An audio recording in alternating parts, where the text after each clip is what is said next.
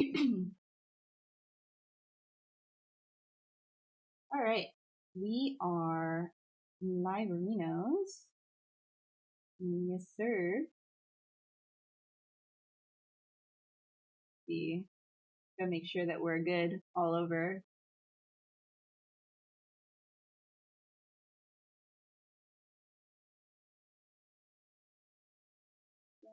All right. If you are new here, hello, welcome. My name is Ashley, and I'm a character, creature, concept artist, and also a character artist as a general. Here on this channel, there's like a whole bunch of different streamers. It's not just me, basically. And what I'm going to be doing here on my segment is just kind of like sculpting from a sphere and having fun. It's sort of just a quick, sketchy, sculpty kind of session, nothing too fancy. It's sort of like a study session as well. So, like, if you have any questions as we're going, feel free to ask them. Otherwise, I'm just going to be like sculpting something, talking about stupid stuff, as is. Yeah, so if you don't like these streams as well, keep in mind that there are other streamers on this channel as well that I highly recommend you check out, because there's a lot of different workflows that you can learn from and a lot of really cool people that you can meet too. So yes, I will get started in 1 second. I'm just not getting a update here on my end. There we go. Okay. Woo! I hate hearing myself talk. Freaks me out every time. All right. Okie dokie. All right, let's get it going. Hi, Lesha. How are you doing? How's homework? Hi, Daniel. Hi, Watashi. Hey, Manny. Yeah, if you guys are from, if you're from the CGMA class, then just let me know as well, and I will try to answer your questions a little bit more thoughtfully. These streams are a lot of like silly, so. All right, let's just start like sculpting something. Oh, it's Hanyang. How are you? You're never here. No, I'm joking. Okay. All right, let's see. What am I doing here? All right, so when I first start doing this kind of stuff, I just kind of start creating any random shape, trying to find like if there's anything interesting here in terms of a shape. I just kind of push pull with snake hook. I just really don't care about stretch geometry or anything like that. We're just gonna like keep pulling. I also really like using AccuCurve as well, so I like to keep just kind of pulling, pushing things, creating whatever, and then we will be dynameshing afterwards and kind of going from there. But overall, I'm just looking for some sort of like an interesting shape. Maybe that could look like a little doofy dude. I kind of want to do something maybe insect. Maybe I want to do like something insect, like, but like also alien mayhaps.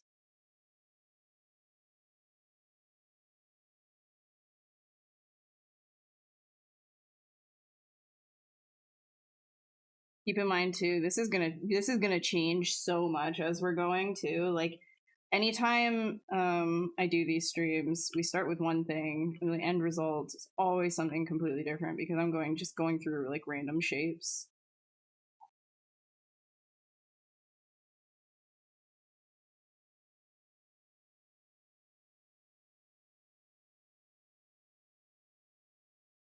Like, I don't know, a dragon. What you think? Like, should I do like another dragon? Kind of love dragons. Yeah, maybe we'll do like an insect dragon. You know what? Fine. You sold me. Wow, you pulled my leg there. That was really hard. The UI is so cool. It's just organized, right? Like, so the way that I like to organize my UI is thinking of it kind of like like ZBrush is my desk, and I've got a ball of clay on my desk. So how do I want to reach for my tools? Because I'm a lot more like organic and fluid with the way that I work. I like a lot of negative space, so I have that big open desk to work with, and I don't have things cluttering. So I try to put things, as many of like my actionables, over on my my dominant hand side, so it's over here. I'm actually thinking I might put a few of these ones over here as well, and just keep all my actionables over here. Anything that like I need to grab like once in a blue moon, but anything in terms of like active brushes that don't fit on my 1 through 0 hotkeys that I use in like later stages of sculpting or whatever, then I'll keep down here as well. My morph targets and stuff, I also have the morph brush there for easy access, so it's like I don't have to dig through menus and stuff, right? Yeah, Insect Dragon, why not, right? Hi, Leonard! Hi, new ZBrush shirt. I mean, it's not actually new. I just haven't been streaming. They kind of gave these out a while ago to the streamers.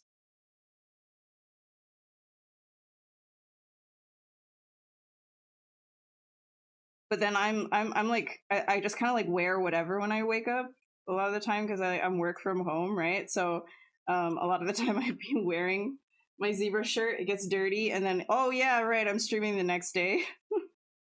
Darn, I should have saved it. I've had this for a while now. Just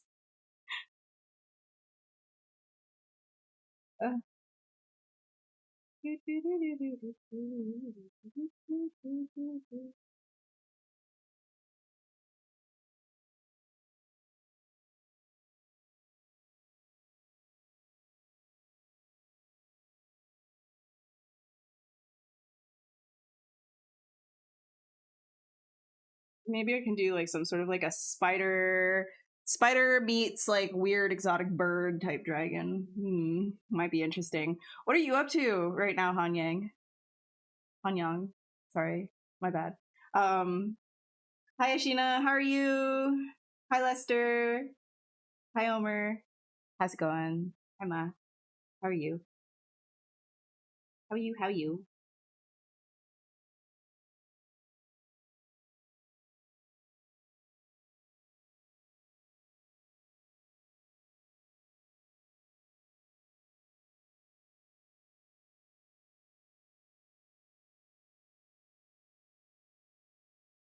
I can't wait until the next sculpting thing next month. I'm already itching to start something. And then this time, because I'm a responsible human being, I will not leave it to the last second and restart 7,000 times.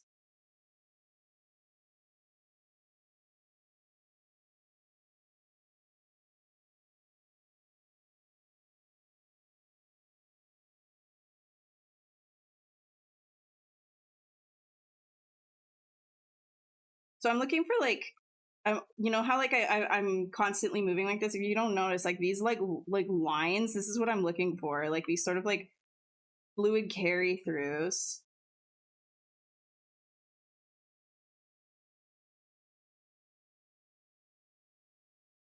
Because when you have like really big shapes, then all of it kind of follows, like everything else follows through. Like you don't have to worry about anything if your big shapes are all working. You can just kind of layer stuff on top of that and then exaggerate certain details. So then, whoops, those details become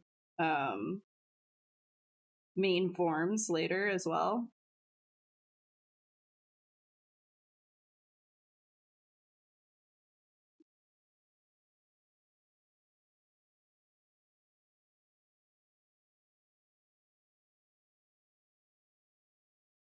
An interesting shape. I feel like we could make something cool out of that.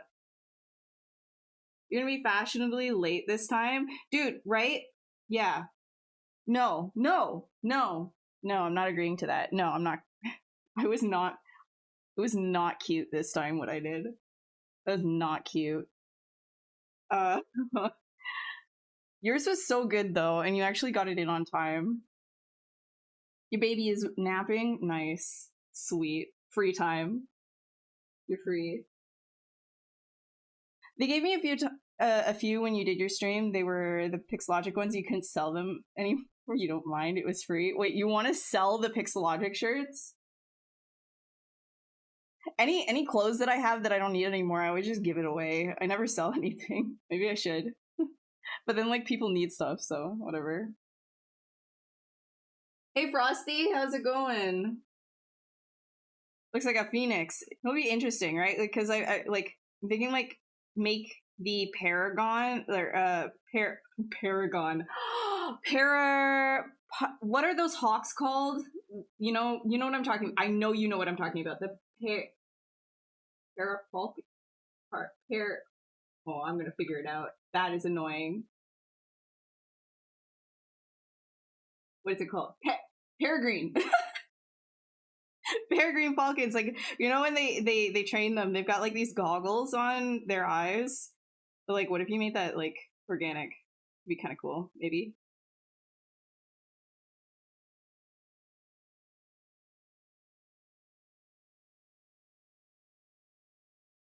Peregrine, yes, Watashi, exactly. Okay, art is more my thing. Speaking is rough, I think you guys can relate. Maybe some of you are gifted. Congratulations, you're gifted with speech. Not me. Couldn't be me. All right, we've got maybe we'll do something like Z's and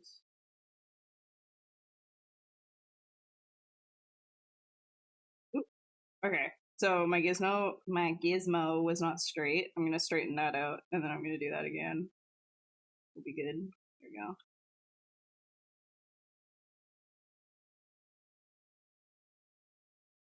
He's got attitude. Kind of like it.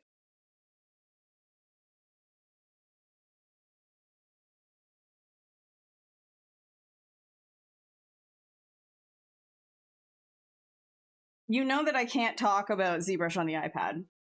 I cannot talk about it. I can tell you that ZBrush is coming to the iPad, but I can't talk about it. Don't ask me questions. It's not going to happen. You're not getting a thing out of me.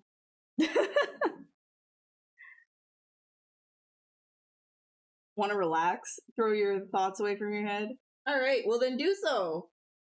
Grab, open up ZBrush. Do some work. It's a very healthy escape. Don't want to think, don't want to deal with your problems. Work, work, work, work.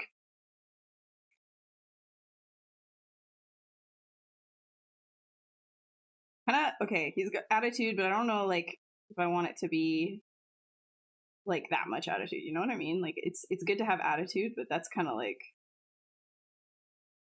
you grumpy. Also, we need some like actual flesh down here so we can continue this guy up here like that. There we go. Now he's got like jowls. Now it makes sense. Ooh, angry bird. Okay. Yeah, let's get that in there.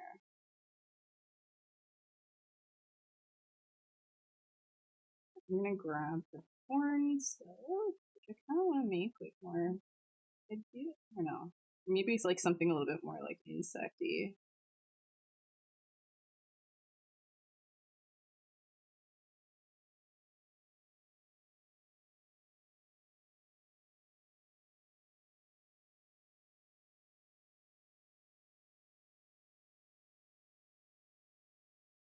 All right. They were max on, and we're offloading the old merch. Oh, a whole box of shirts. Got you. Oh.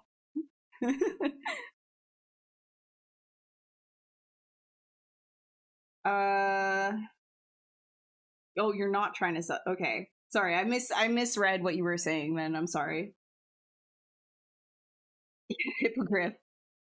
Yeah, I don't really know. We'll see. It'll take like many different turns. That's kind of like the fun thing about sketching, right? Like when you're sketching in ZBrush or just sketching in general, you can just start something and no pressure. You can just like start changing it as you wish.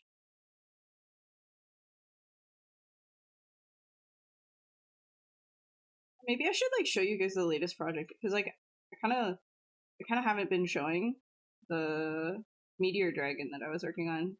You can just kind of like show that because that was posted today for the sculpting club, Hellfire Sculpting Club.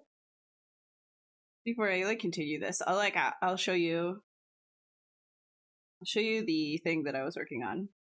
I think that'll be fun. Save this really quick.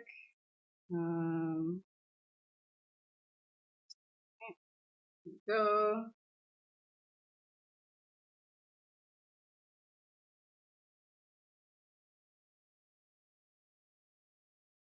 Okay, great.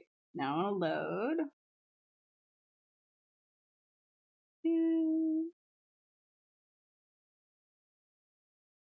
Do I use the 2.5D features? No, I don't use that.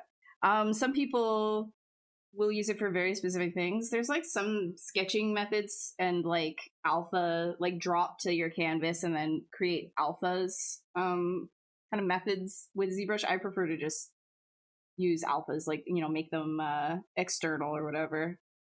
So yeah, this is what I've been working on for the Hellfire Sculpting Club. I guess I should like tell you guys all about the Hellfire Sculpting Club and where you can see like more stuff like this. But this one is the meteorite dragon, which was a lot of fun to work on.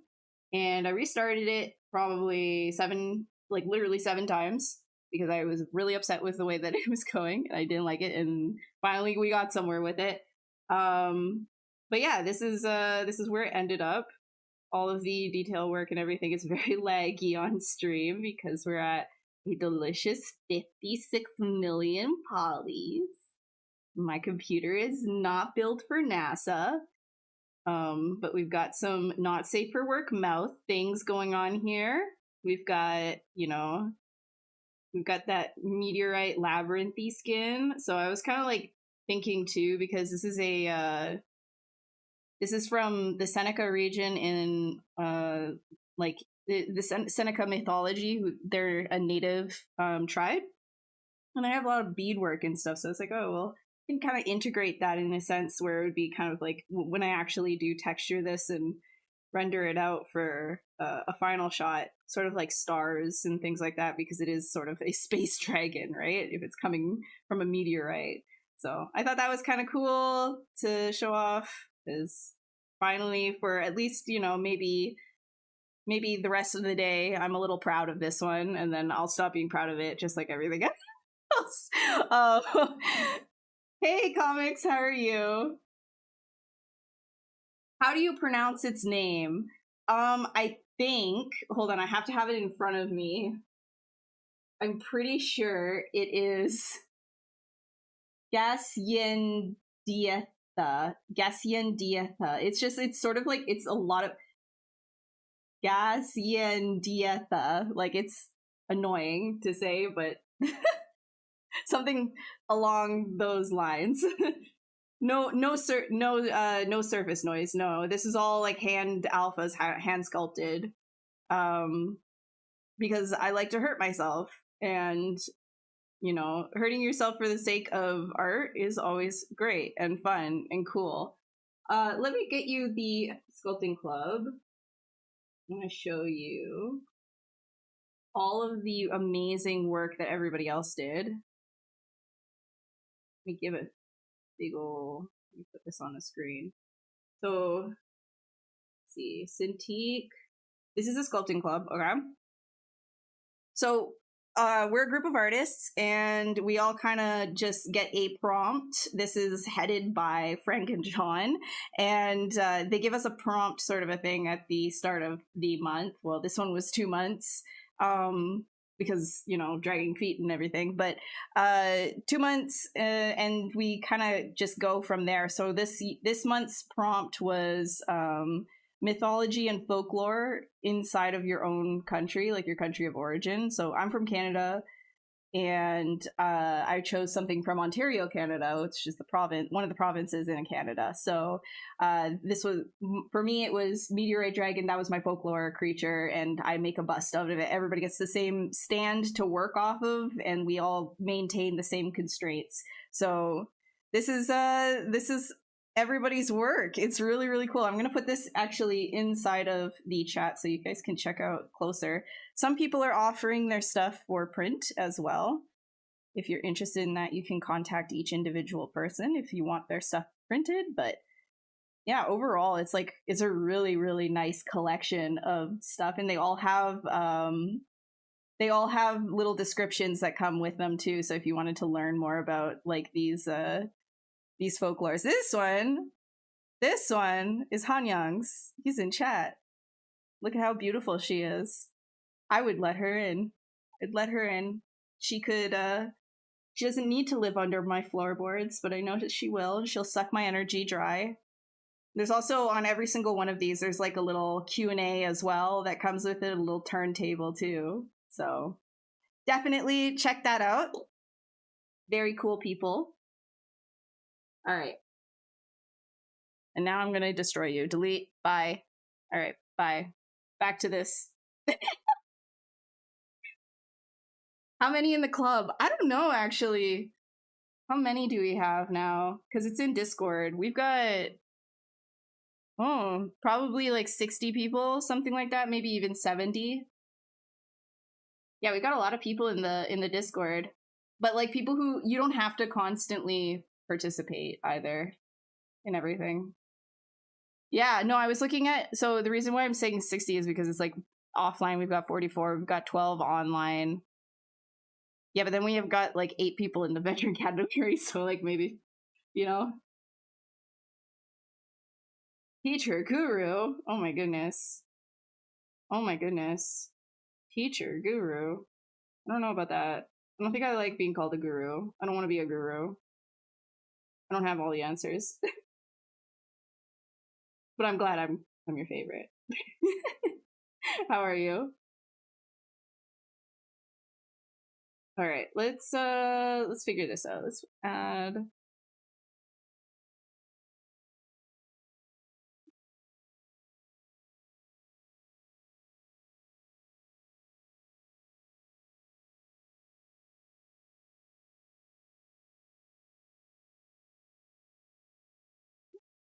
I don't want to do here. I don't want to like make like a really like wide body.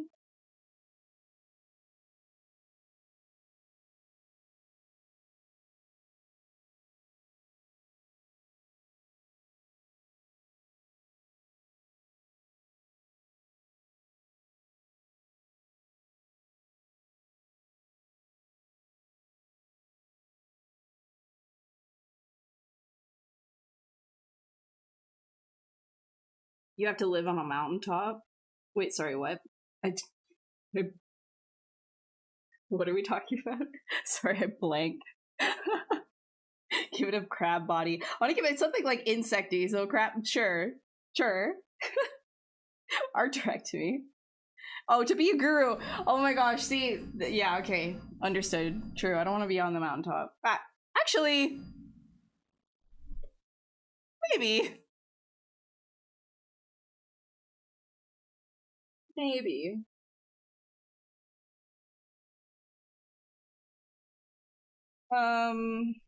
What's the best way to start sculpting in ZBrush? Well, I think the best way to start sculpting in ZBrush is to quite literally just start sculpting. Like, get the free trial, right? You've got 14 days. Sorry, this is not a promo, but this is what I would do. You have the 14-day free trial and just start kind of playing around. Just first day, play around with the sphere, get comfortable, you know, with messing things up and messing things around. You don't know what anything is like what is going on in the program. That's fine. Just start clicking things and messing it up. Even crash the program if you want. Just start using it, because you're going to start learning things better when you start putting your hands on stuff. Then you can start to look at like, I know that Michael Pavlovich has a bunch of tutorials on YouTube. I think that there are some beginner videos as well on YouTube, like, you know, like introductions to the ZBrush UI and things like that. One of the bigger things that I would recommend when you first get into ZBrush is if you hold Control and you hover over anything, this is a very important tip, it will give you a tooltip as to what any of that means. So, you know, big one, you start using ZBrush, you have your tool menu right here.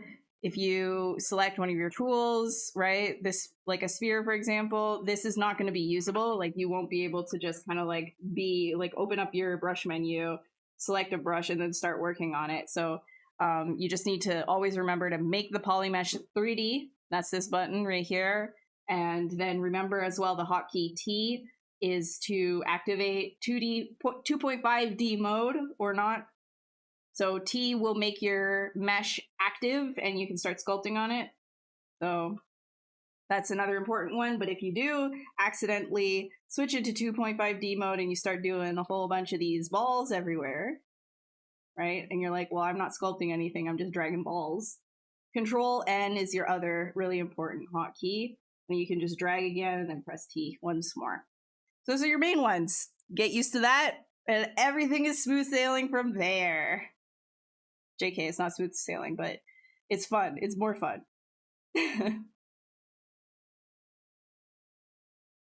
Dragon Ball Z. Crashing is guaranteed. Yeah, I recommend crashing the program to get used to it. I'm not even being facetious either. Like, the only reason why I understand how to Dynamesh and where it works and where it doesn't is because I was cranking that crazy and crashing multiple times early in my career. Yeah, step one is learn the navigation and just like get used to the UI and just sculpt stupid balls. Just enjoy messing around with some balls. Maybe some cubes if you're feeling frisky.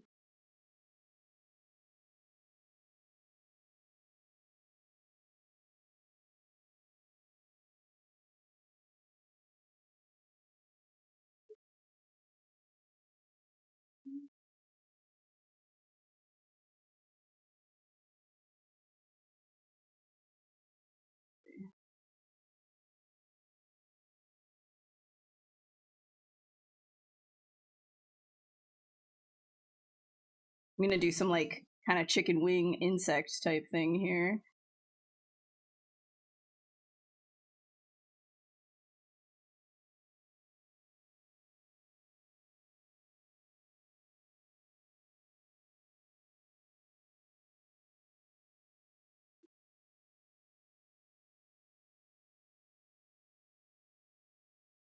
Mirror and weld.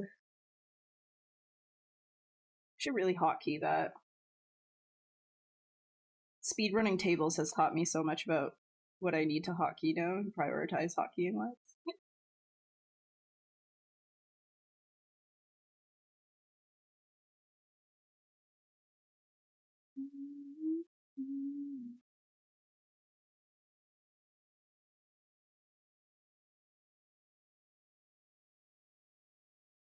Cubes are for Blender folk. I mean, true. The ZBrush cube is, if you don't initialize it, is incredibly stupid anyways.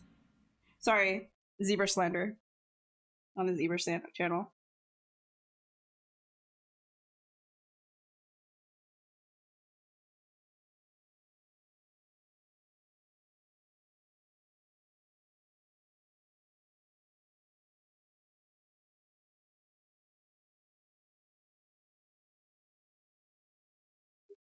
I'm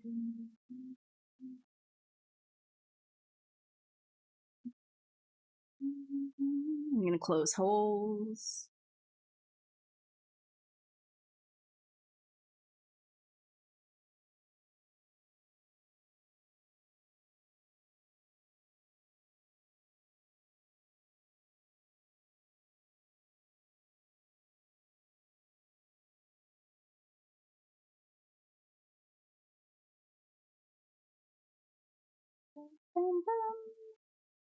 One big and scary procedure in ZBrush workflows that scared the crap out of you in the past was to make projection. Damn.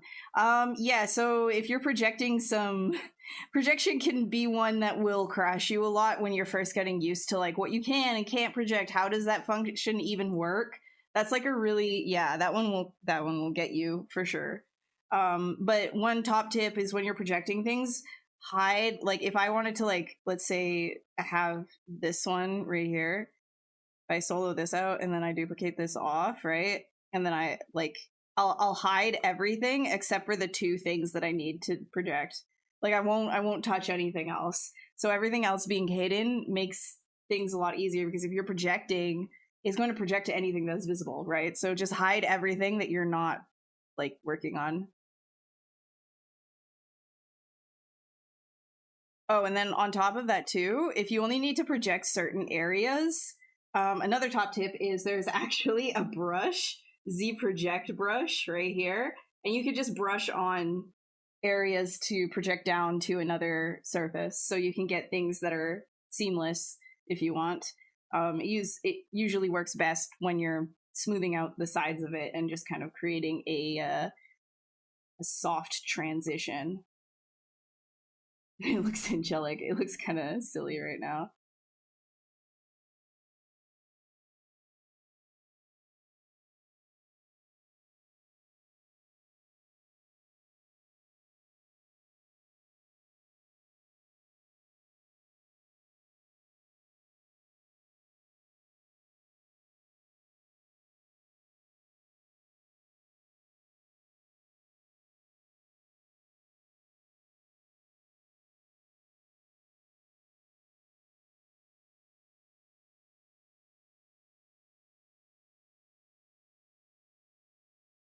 Sorry, I'm listening to music. I know you guys can't hear it. I apologize. I keep forgetting that I'm humming when I'm doing this stuff. I know it can be quite irritating when you don't know what is being played.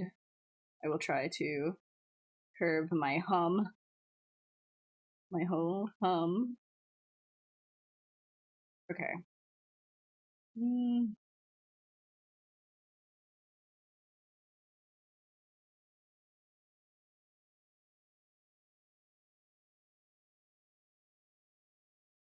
Think I want to do something very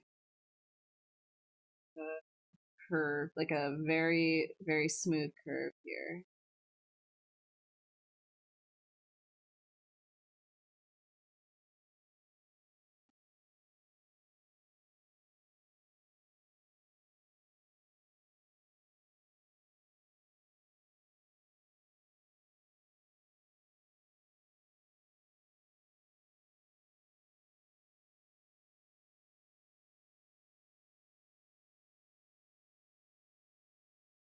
Just kind of creating like the overall structure at the very beginning of the creature. I don't think I'm gonna have full peregrine. Oh my god, I keep saying paragon. Ah, stop that. Stop calling it a peregrine. No, now I'm saying peregrine. Oh my god, whatever. Whatever. I don't even care.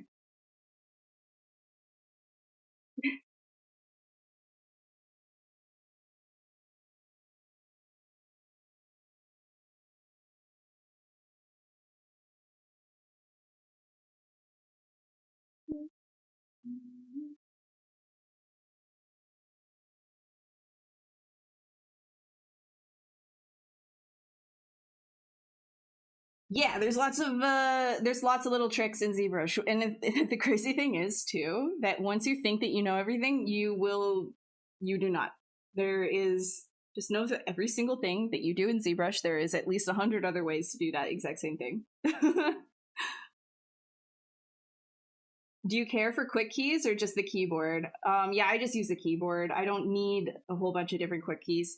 I'm thinking I might start making a custom menu just specifically for different brushes. Because I don't know, but I'm also really quite used to like just hitting B. We'll see. I do think I need to make something a little bit more fluid for my hard surface workflows, though.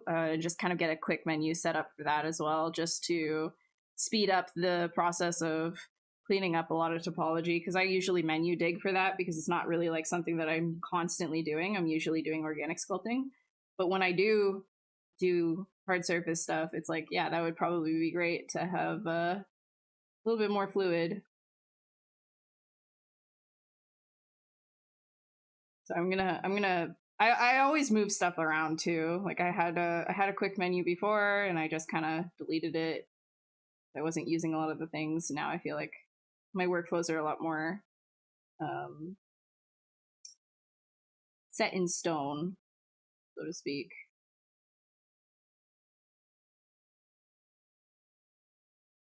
The metaverse thing, yeah. And let's hope not too. I don't think that's a good idea. Do you save Z tools with Control S or document? I do up here. So in tool right here, if you say save as, it will save a Z tool for you. Z tools are less heavy than a Z project. A Z project, if you go over to file and then save as, you can activate the undo history here, which will include for your entire canvas. Like I'm talking about like everything that's open in ZBrush, all of your tools. So if you have multiple subtools, like all, you know, multiple tools with multiple subtools all open over here, it will save all of that with all of the history. So you can imagine how big of a file that becomes. It's good for if you're like recording videos or you need to like, you know, show your process for something, or you need to save your history because you're using history related brushes. That's also an important one. There are a lot of history brushes in ZBrush for alpha creation and things like that, like the tractor brush, for example. So saving your Z project is actually a good thing. But most cases, saving a ZTL will not only save like space, it's also faster, and then you don't have all that history bulking you down and stuff like that. What's something you learned recently in ZBrush that you didn't know a week ago?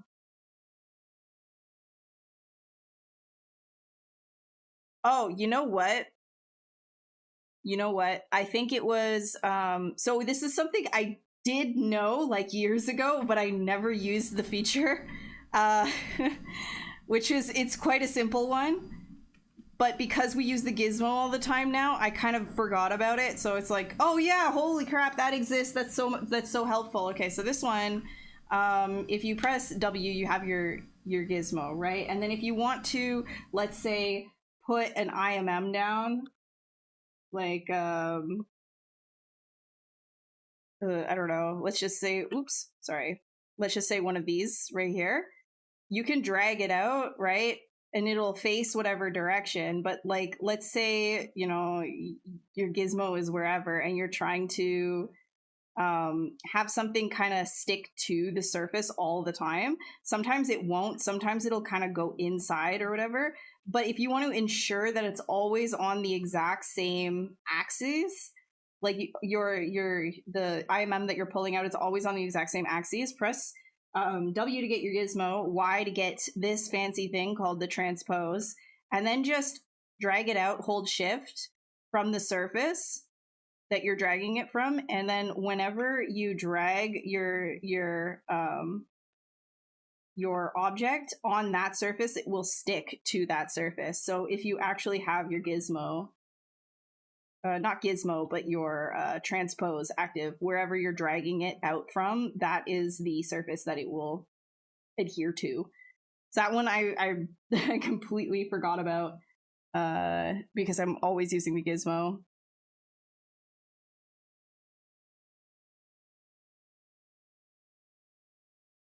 If you had dreamed the model in a vision, do you have any referencing? Wait, so if I dreamed the model in like a vision or something like that, like I don't dream. I mean, sometimes I might like daydream about something, but I don't like dream about monsters and creatures and things like that. Kind of dream about a lot of mundane things. Because like your dreams a lot of the time is just kind of like your brain's way of working out, like it's defragging the days that happened before and things that you haven't really maybe emotionally processed or anything like that. So if you're like really stressed, then maybe you can have other types of dreams. But yeah, no, I don't really, I will daydream about different things. Like for example, if I'm out and about and I see a cool tree, I might start thinking about how that could be like a cool creature or something like that. And if I ever come across like a cool reference, like on Twitter or anything like that, that, you know, isn't already something that I'm saving in my library, then I'll just make sure to save whatever I come across and I'll label it just for my own personal thing, even if it's like a low resolution thing, just to give me an idea later on. Like going to work, yeah. Yeah. Yeah. Like dreaming about going to work is probably the worst thing ever. and living that monster life. Yeah, I got them all. I get them all out. I get to sculpt them, so I get them all out. Looking like a superhero that doesn't feel like saving anyone today. I know. Yeah, he's kind of weird looking. I'm gonna grab all of it. Do something like that. It's...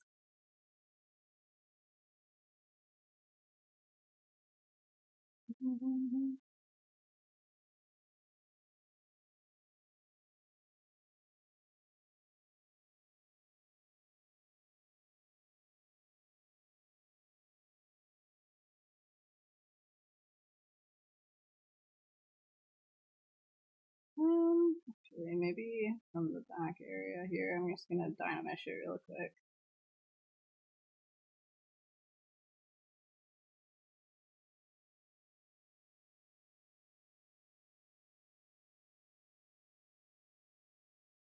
Little pincers.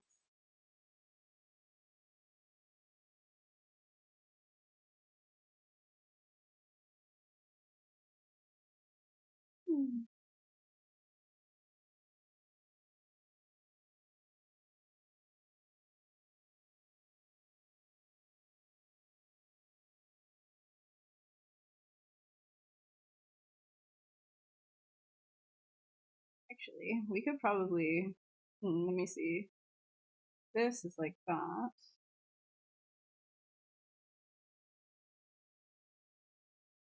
What if I grab... Actually, this is too high res. I'm gonna lower it first. Maybe not that much. Grab these. Don't let them attach. Don't let them attach.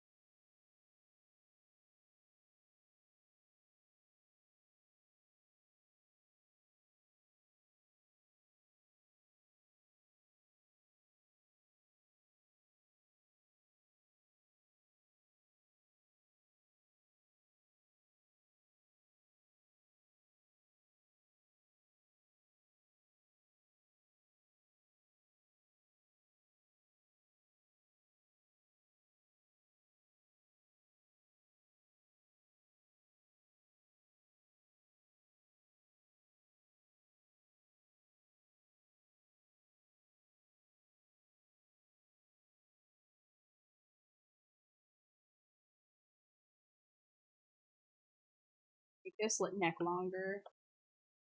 Too. And we can give you like a really quick dynamesh. Nope, too low. We'll just do that. That's fine. So when I dynamesh, you can see that it creates all of like these artifacts. I actually use that for my sketching process too. Believe it or not.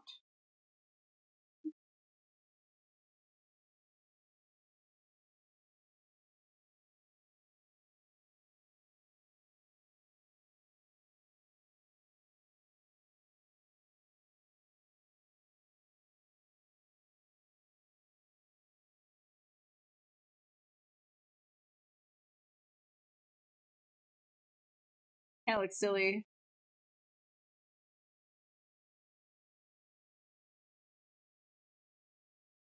Okay, I'm gonna undo these ones. Liked it before that. I'm going to create a different vibe.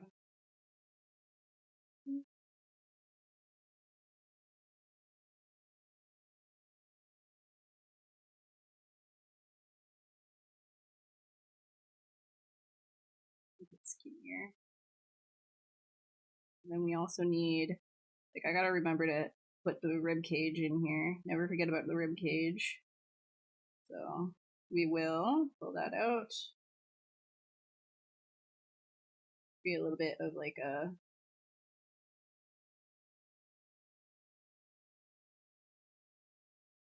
one of these guys.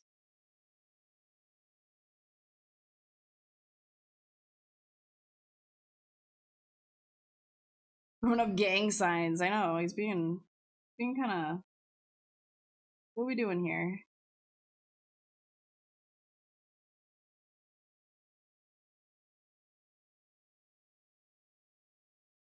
I think we need some more variation in this neck.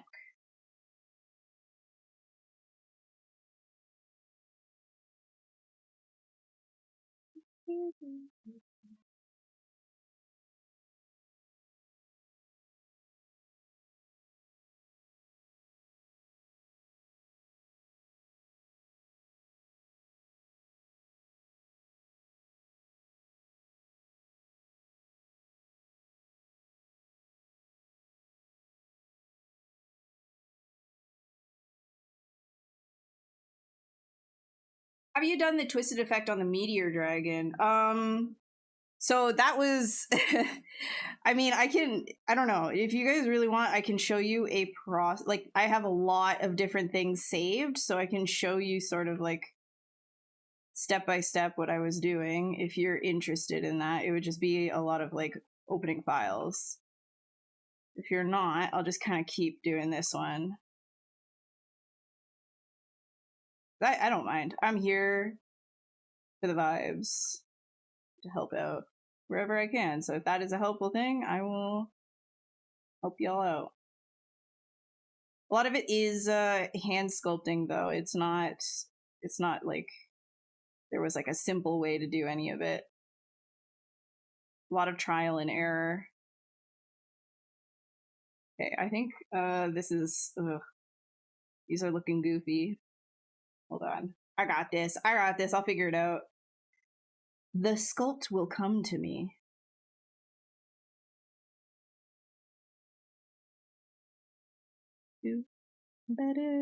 Oops. Hello, append. Hello.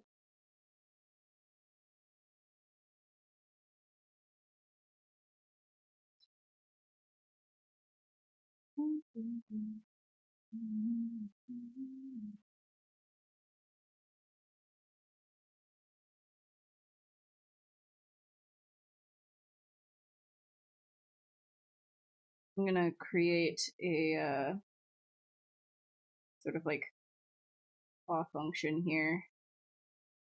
And this guy, I think to make this better, I'm going to create a longer contrasting shape here.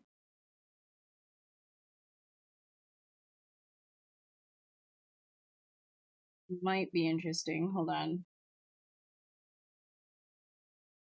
Nope, not that. There we go. Nope. Nope.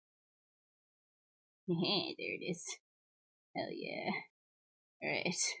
Hell yeah. Yeah, now we're cooking, guys.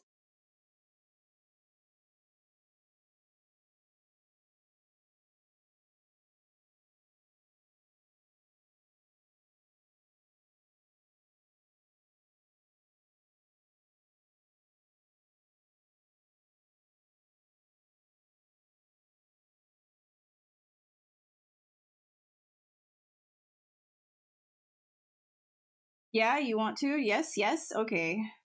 Alright, then we can do this. You had an iPad. Wait, you wish iPad gets more powerful for 3D work?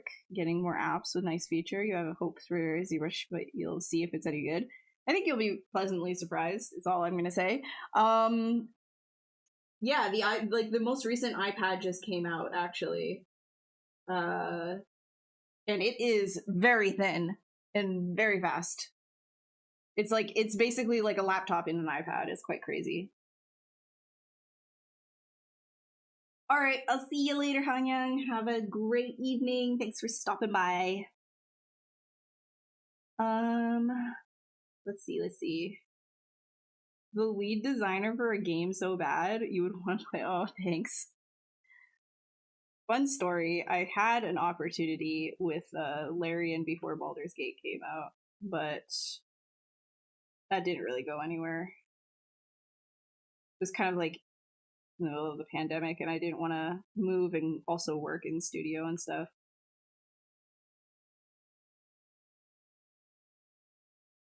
Right. You guys want to see the process? You can do that. Yeah, I'm not liking these legs. I think we'll just like restart something right here. But yeah, okay, let's do process. So this is number 1. This is how it started, right? Like this. I forgot about this. So I was like, oh man, I kind of want to like make it from like a sturgeon. I didn't really like know what it was that I wanted to do. I just knew that, you know, like, oh, you know, it's a meteor dragon. They're saying that it's serpent-like in a lake. What are the native fish in that area? What are the native fish in that area? And like, you know, what the heck? What the heck does it even, you know, how could I interpret that, right? So in Lake Ontario, there's this fish called a lake sturgeon, and they get quite large and stuff. So I kind of started doing something a lot more direct, and I was just not feeling this at all. So this was just me extruding and pulling along. You can see that I just dynameshed some stretch stuff like that's, but I kind of liked the overall shape. Okay, so that was the vibe. I liked the overall shape. And so I didn't like the head. I didn't like where all of this was going. I didn't like all the fins and stuff. This was a very, very fast thing. As you can see, it was like probably 15 minutes or something. And then it started progressing. I was like, okay, we want to make this a little bit more, like, you know, angry. I think this was all in like the same like sitting as well. I wanted to make it a little bit more angry. So I kind of gave it like, you know, a sharper mouth instead of like that, because lake sturgeons are like bottom feeders, so they've got like these suckers at the bottom of their like mouths, and it's not very appealing looking, especially for like a dragon. So I was like, yeah, nah, we're not doing that. That's not the vibe. So I started to kind of play around with, okay, well, how do I still get like that bottom mouth coming out of it, but then make it cool and dragon-like, you know? So then we started moving on. I was like, screw the fins. Let's just like get a basic shape starting to go here. So I was like, okay, I'm starting to like this like shape. It's starting to flow. At this point I was thinking more like, well, I'm going to integrate it with like water and things like that. This is all like part of the same sitting, by the way. It's just sort of how it's going. Just minor adjustments, I guess. What's the next one? Yeah, and then this is where it started getting a little bit crazier. So this is next sitting. I kind of like left it, and then I was like, okay, I want to like really push this a little bit more. And so I started getting like some crazier shapes, pushing, pulling stuff around, looking from kind of like different directions too, and being like, okay, well, it's a shapeshifter, so maybe I want to add some arms, and that's what I started doing. So that's 6. I think it might have been. Yeah, that was 6. Hold on, let me delete some of these. And then the next one, nope, that's still the same thing. What in the world? Next one was this. I started adding like, you know, sort of like a flame. Right now his arms are like way too tiny because I kind of wanted to give like a monstrous sort of like towering look to everything. So I started adding in extra like parts and things like that, you know, to help guide like flow. This was all just push and pull. It wasn't anything pretty. It looked really like garbage at first, but I was kind of like, okay, well, what if I start putting like a meteorite in there? What would that be like? Regression. And then we start getting more flow with it. So I was like, okay, it needs to actually work with like whatever twister is going on here. Again, I was thinking, okay, well, water, tornado, water formation, something like that. Where are we at? Yeah, so I started to recorrect. I wanted to sculpt a little bit more in symmetry with this one so that I could just reposition it. Here's where I started like, you know, actually getting in the base of the hands that you see now, because before that remember, I think all of this was one sitting, if I'm being real with you. I was just kind of like pushing and pulling things around, trying to like see where I was going. And then this right here, this one I think is where I was like, okay, I think I know what I want to do. And then I started to progress in that direction.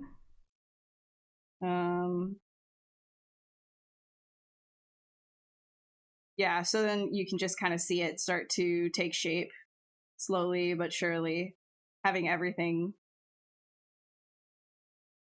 move into place. And this head too, down here, you can see I started working on like a symmetrical version, which I would just kind of Lego into place afterwards.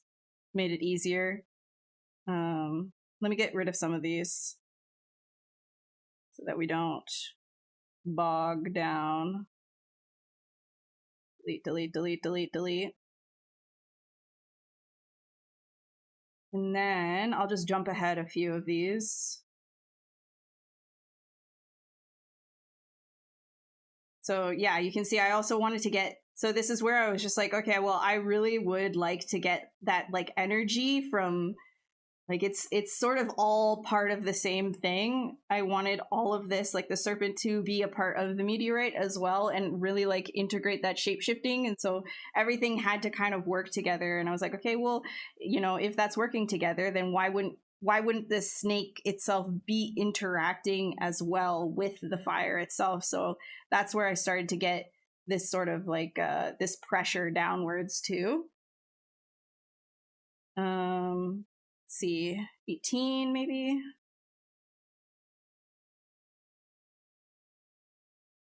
Starting to refine a whole lot more. So these are where the big shapes are. Like, you know, everything is quite, I think at this stage everything is like in place, and now it's about putting things like pushing and pulling things more and more and more and more. Let's see. Let's jump ahead. Some iterations. Yeah, with 20. Whoops, is just the head. No, it's not. I just have to hide some stuff. Gotta get rid of that.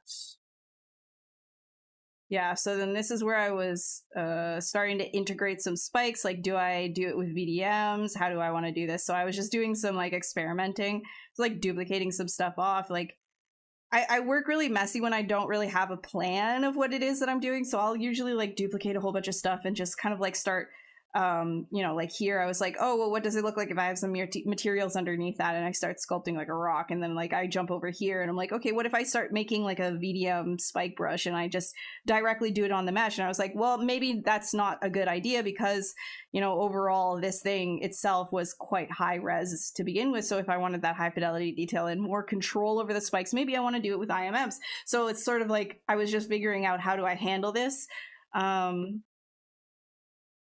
Jump ahead to like 22.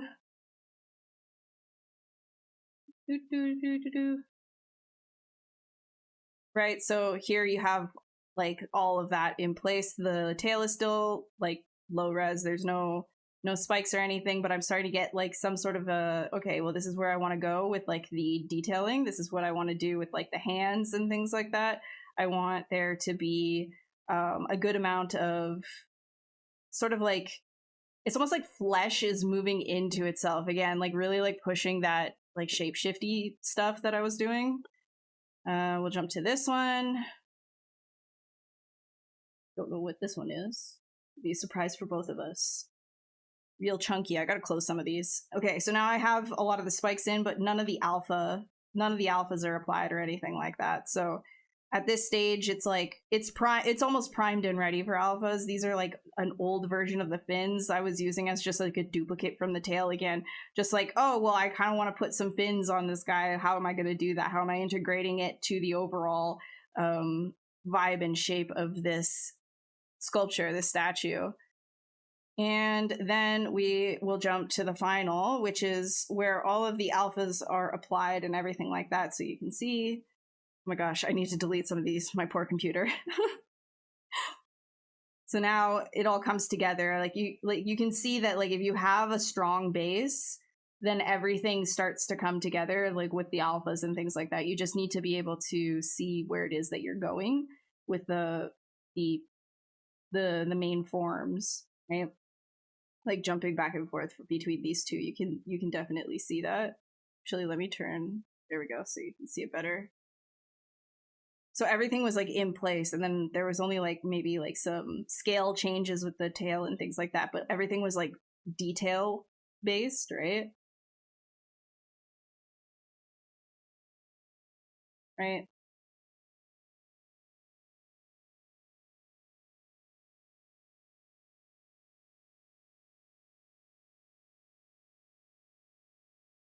And believe it or not, like all of the alphas, the alpha placement and hand sculpting, all the extra details and stuff, that was like the easy part. That stuff, like all of this extra stuff, it took me a day to get all of that in, all the detail stuff. But, you know, the actual forms and making sure that I was happy with it in every single direction, that was like a big one, right? Because you're constantly turning around your sculpt and making sure that everywhere is working. Each line is hooking up to the next one. This curve hooks up to the curve underneath.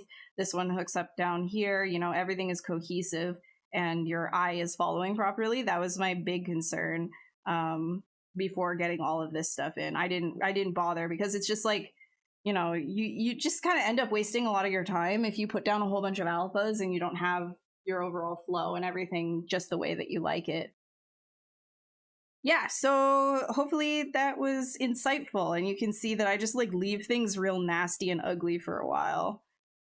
Because it's more about like what am I seeing, right? Like where am I seeing this going? Rather than making sure that all of the process in between looks good. I just want to know that like I would just want to be able to visualize something, right? So yeah, humble beginnings. Ugly. Go away. There we go.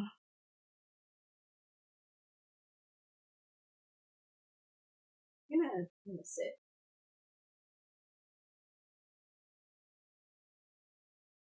Woo!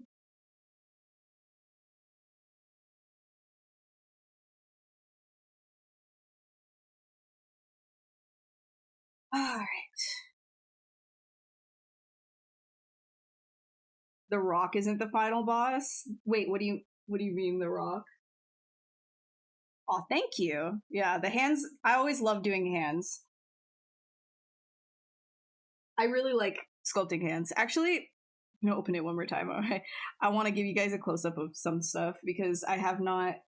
I'm gonna still be rendering things out, and I'm gonna be doing a little bit of extra stuff with this one, just because it was like a lot of fun. But the even individually, like if I turn everything off, like the arms and hands themselves kind of like stand alone, which is pretty cool. Like I like when individual parts of a sculpt can be isolated and they still work very well. But yeah, look, all the close up stuff. Wow. All of this, like I was saying before, is like because I wanted to get like that beadwork idea in with everything. Yes, yes, yes. All right.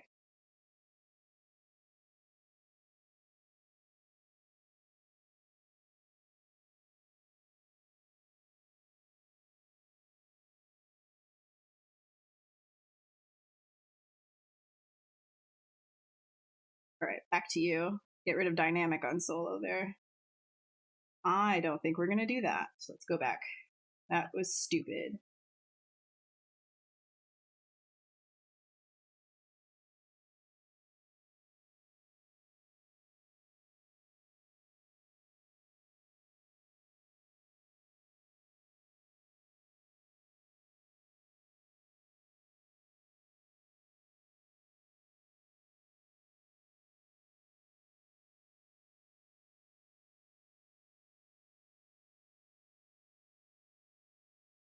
Thank you.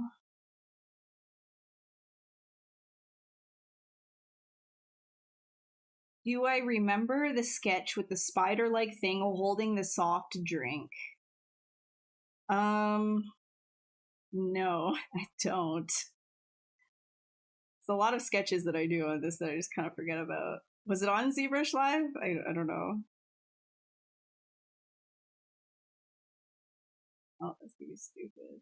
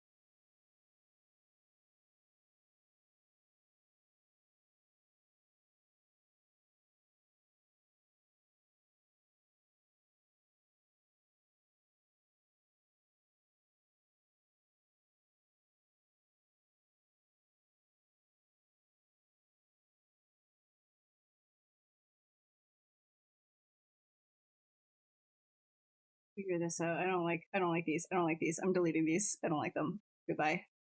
Goodbye.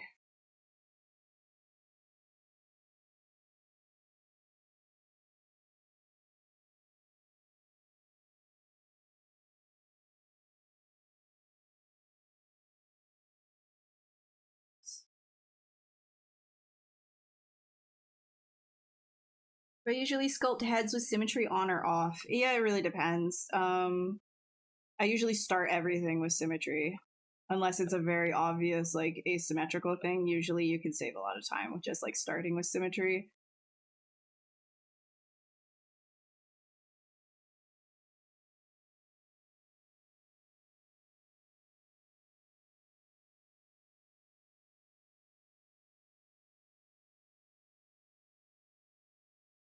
Oh, that won me the sculpt off. Oh my gosh. Right, I forgot about the sculpt off. Oh my gosh. Amazing. Yeah, I remember that spider. Oh, I did that while my shoulder was completely messed up.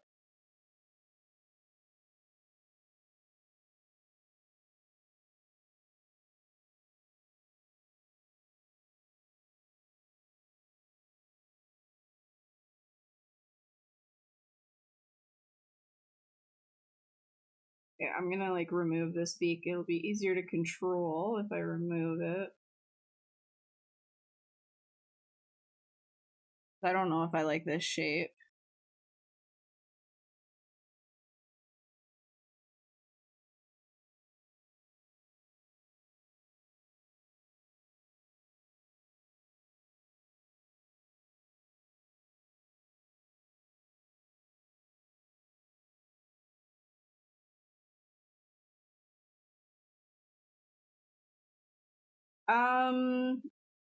Do you save your brush size when adding details from backing? Wait, from backing to add later on. I mean, sometimes adding some alphas and forgetting the size you're using. After changing a proportion, maybe something else you're backing to add the alpha patterns, it becomes always different from what I did before. I think there's a way to lock your brush size. I can't remember what it is. I never use that function.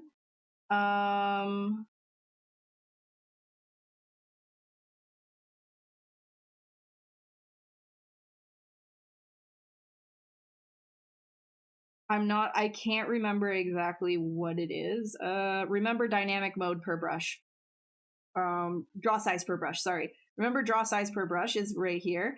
Okay, so basically, if you have like, an IMM brush that you want at a specific size, you can enable this and it'll always be that size for you unless while you have that brush selected, you change the size. So that's how you can kind of mitigate that. But I never use that. I'm just always in dynamic mode and yeah.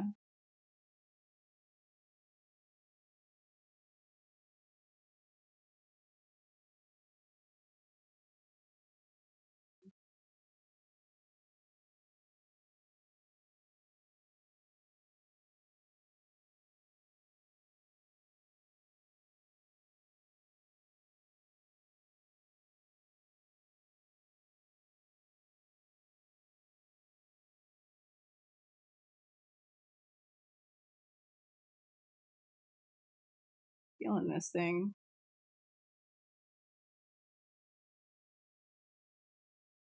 Maybe it's the hook. Yeah, I don't really like that. Should add a little bit more.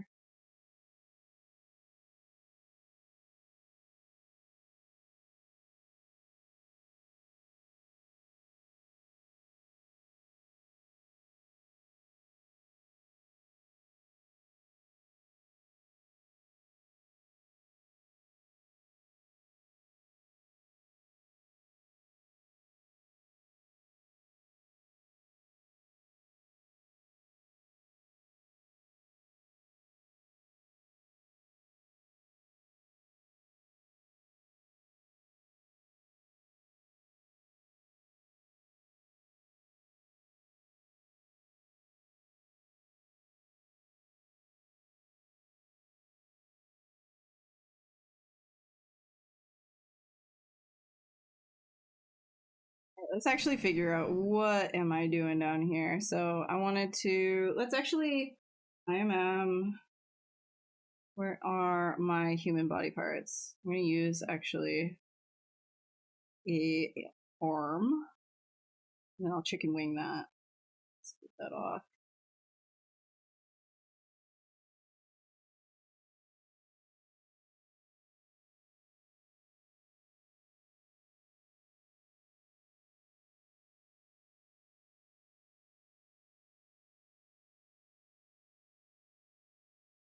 Not feeling this thing. Hold on.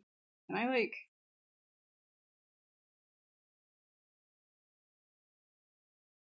see? Does it have full? No, it does not. Does it have full? No. That's okay. I'll figure it out. Ew.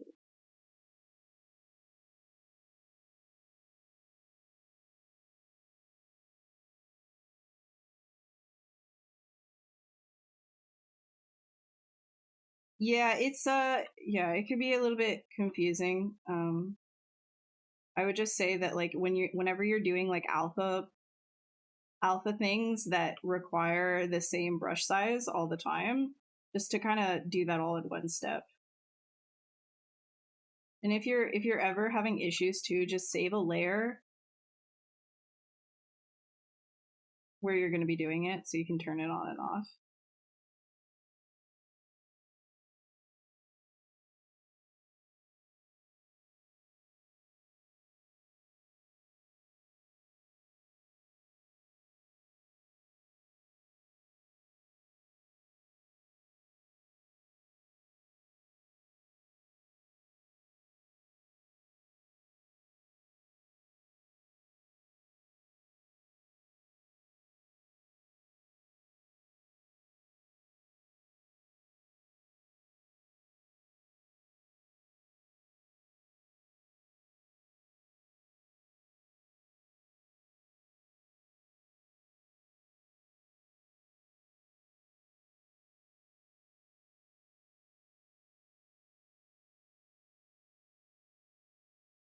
Looks a little silly right now, but everything has humble beginnings.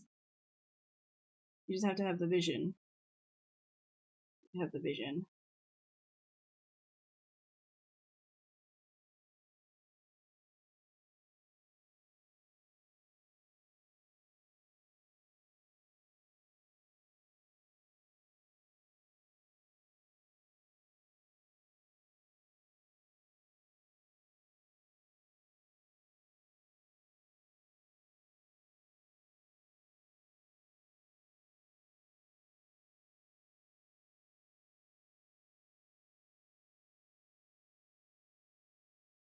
heavy artillery from the Emu Wars.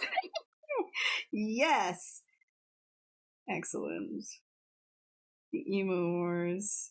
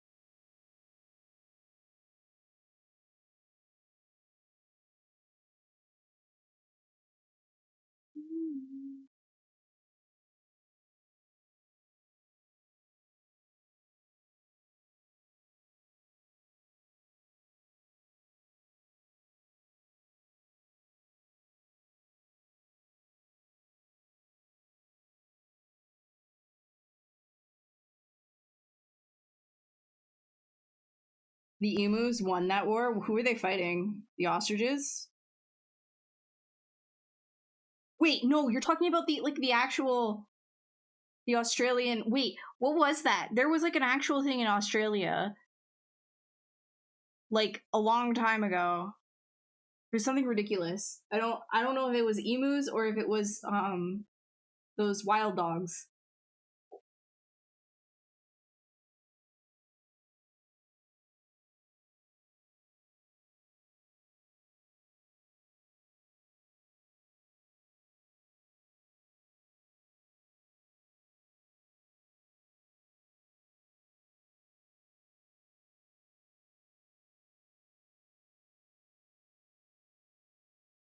The dingoes. Yeah, I don't know. There was some like I don't know if it was like the dingo war or something like that. Like Australia had like a crazy because they were this was like when settlers came to Australia.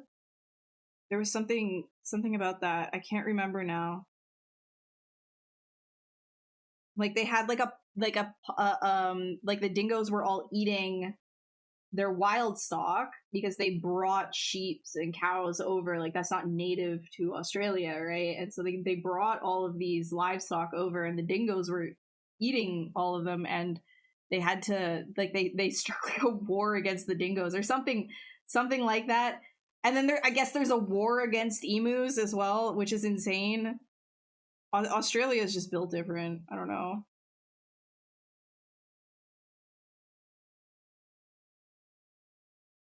Yes, yeah, it was something to do with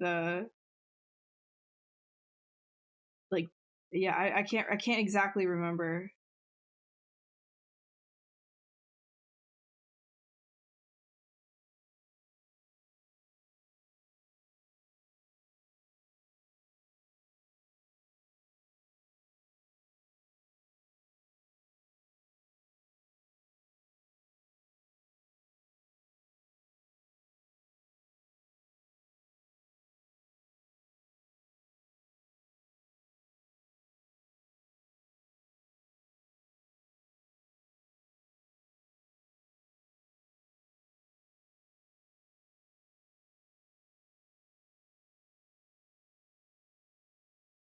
Wondering like I just keep playing around with this because I'm like, do I even want these things? I'm not sure. Actually, it'd be kind of cool if it's like got a side view where it can't even see. It's like, yeah, that could be kind of cool.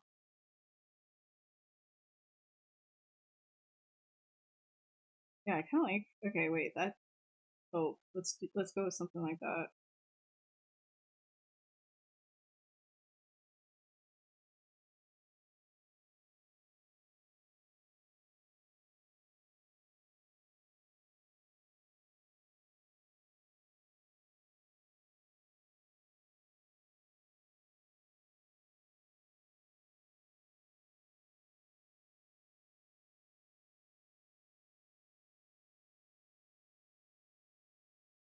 Everything in Australia in general can kill you.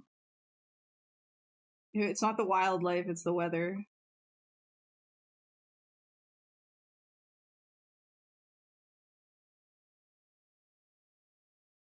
Which is like a stark difference to like here in Canada, where it's like if you're really unlucky, you might come across like a black widow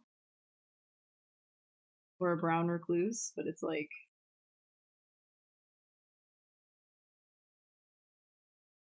probably not going to happen. I guess if you get too close to like a big bear or something like that, but they're usually more afraid of humans than the other way around.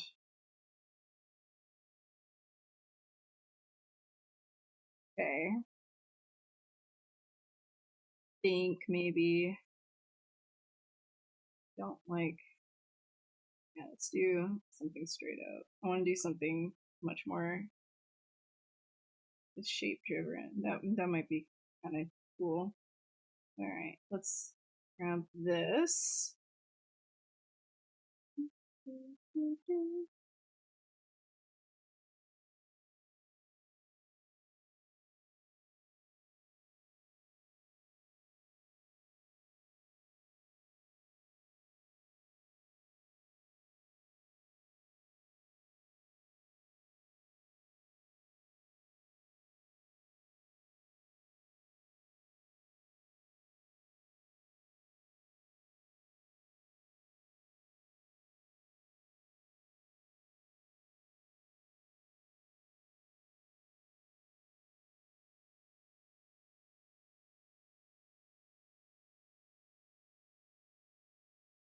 You're not able to climb walls. Wait, what? Nasty spider bite last week. Your arm has a huge. Oh, brutal. Wait, in California?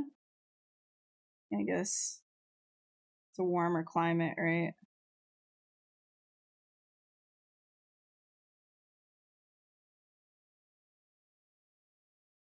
Oh, I'm not really vibing with this.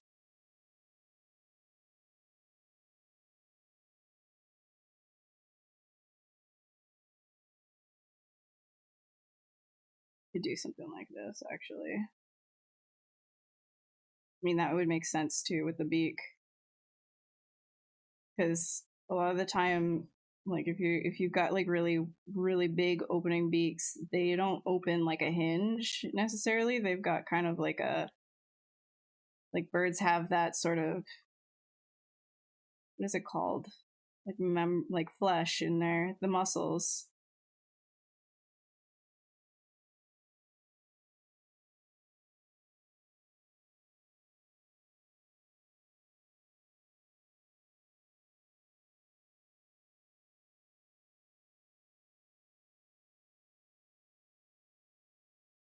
The Emu War was back in 1930. Okay, so it was the Emu War. Okay, right.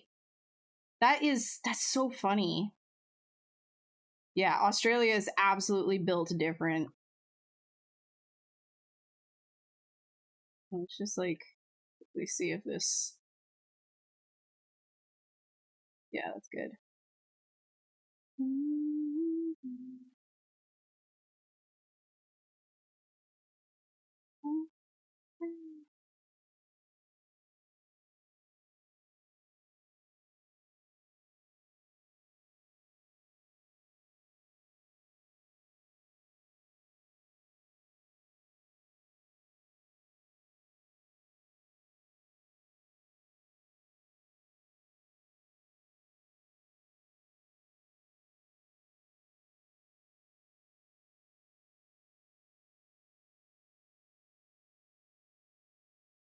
Let's see with the this guy.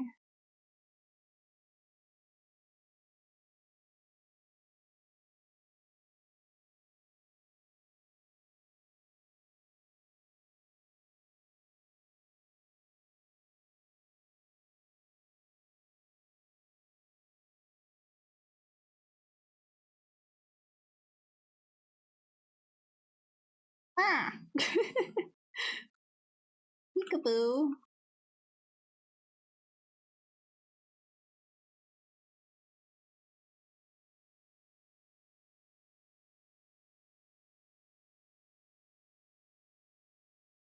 the head needs some like, no.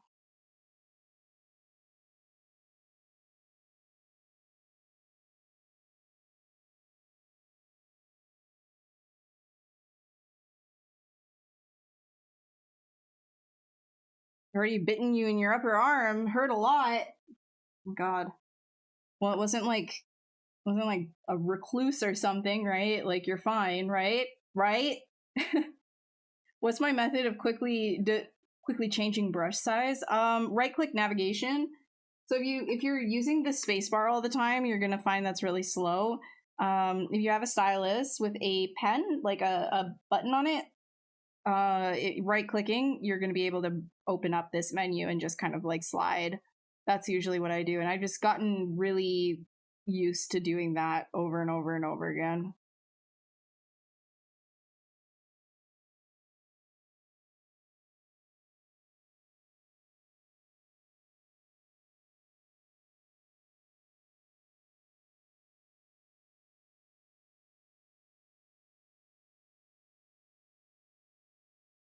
Think, yeah, I'm gonna do something up here because I don't like this vibe. It kind of makes him look dopey.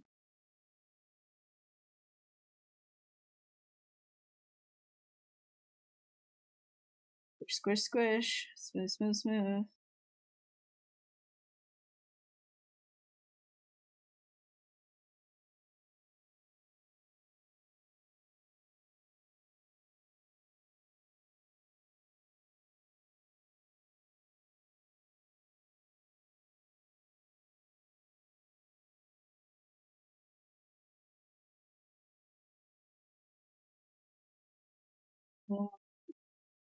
Why not iPad Pro?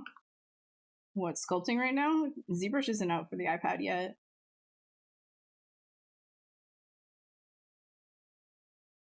We aren't there yet.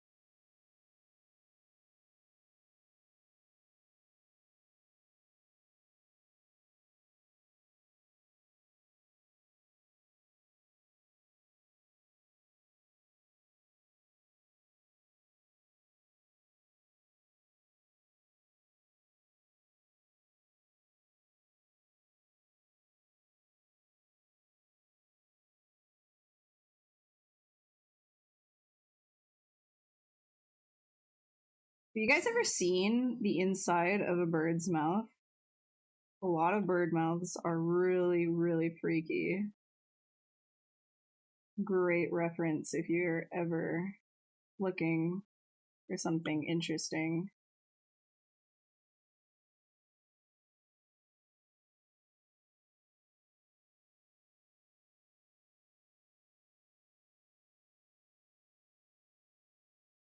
I'm gonna hide these for right now and see if I can't get this looking a little bit better. I'm gonna actually delete these like side bits as well. This just isn't it. Let me try and figure out this seagull face first.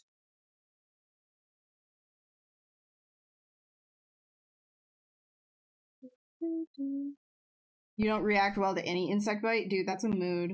I'm sure mosquitoes are not something that's fun for you. I mean, mosquitoes aren't fun for anybody, but I get like baseball size welts from mosquitoes as well.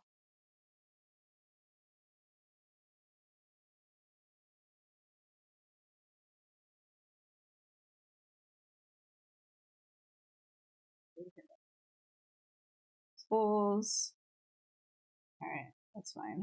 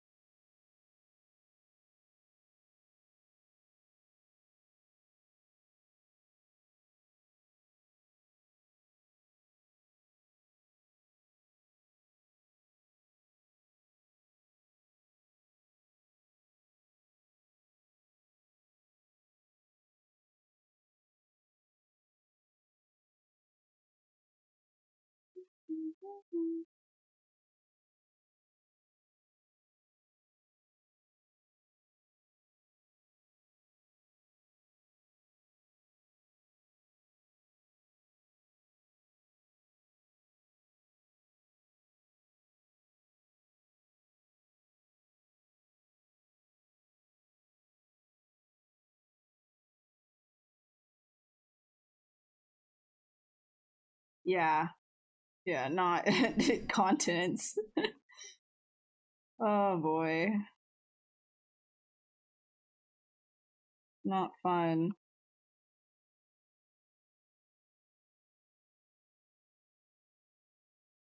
Okay, and I will duplicate this. Oops.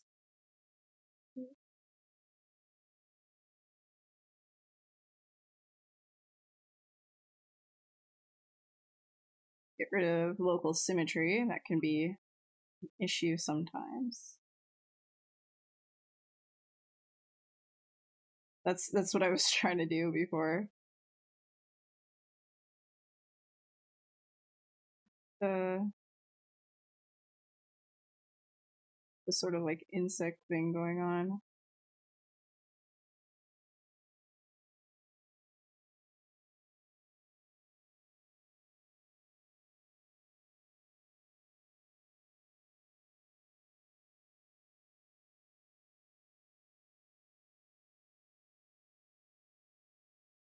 I'm going to use no, not that. Actually, I'll just use Damien Standard right now. I just need to start cutting away from things.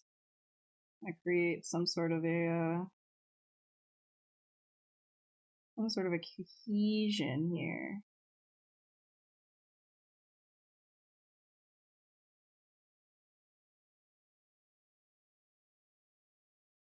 Also respecting, like if it's like on an outer shell, like it also kind of needs. I'm thinking about like a little bit of like anatomy here at the same time as like going back and forth, and like I'm just like not 100% sure of like what direction I'm going in. That's why it's kind of all over the place. But like I showed with the other sculpt that I was doing, it kind of does go all over the place until I see the vision, and then we can hone in. And that's specifically like when I don't really know what it is that I'm going to be doing. You feel?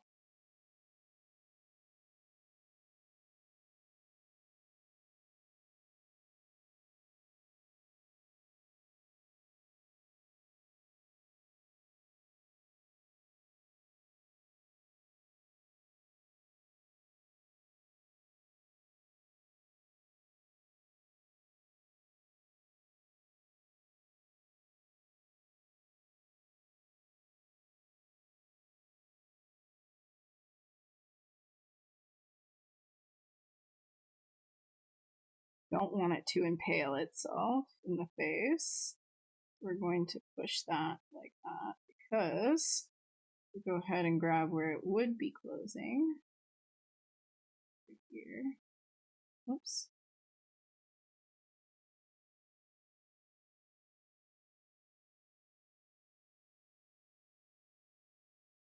Just want to make sure that it doesn't, yeah, it'll close right on the center area. Can be rotated. That's usually like a common attribute too in insects is their housing likes to rotate.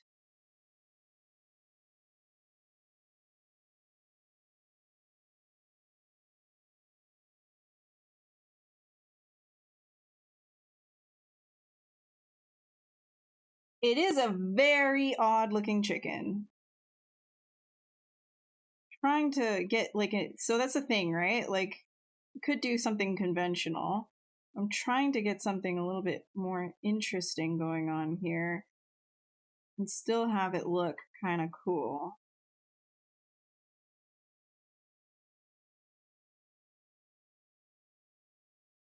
I think it'll help if I kind of flatten the top of the head. Treat this a little bit more like maybe like a carapace on the top.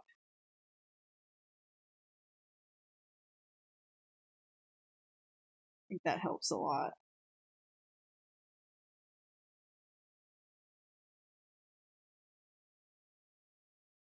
And then here, I'm gonna bring the cheek area forward a little bit. Same with the eye socket. And just have it kind of come from side just a bit more, just so that we can get a little bit more structure in the face. It kind of looks a little bit confusing at the moment.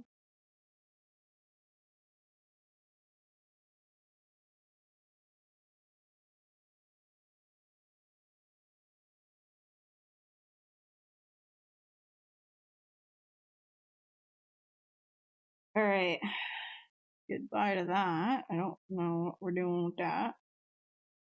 Me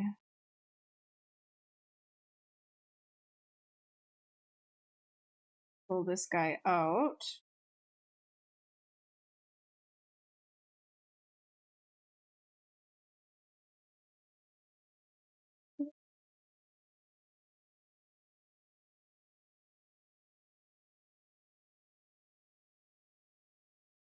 Okay, I'm going to separate the head here from the neck so I have more control. There's going to be a natural separation there anyways.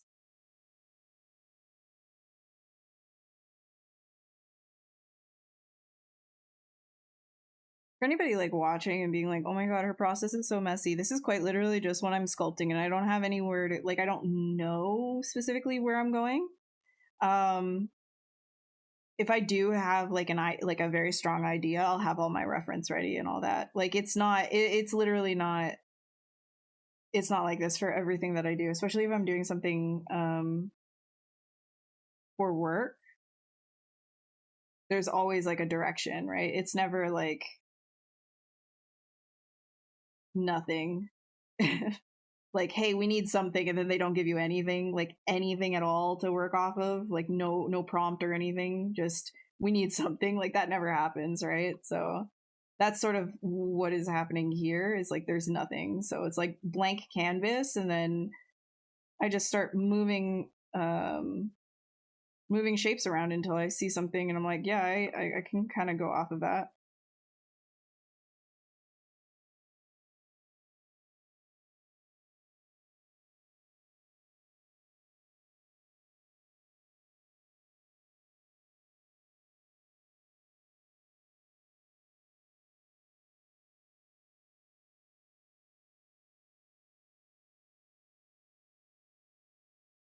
Imagine this bird actually is really chill and misunderstood. It likes to play the piano. It plays piano. That is an incredibly sophisticated bug bird thing. I can't even play the piano. I don't think I want to do that, but I could reuse this in this area. Yep. So we're doing that like insect dragon thing that I was saying. I think we're going to do something like that.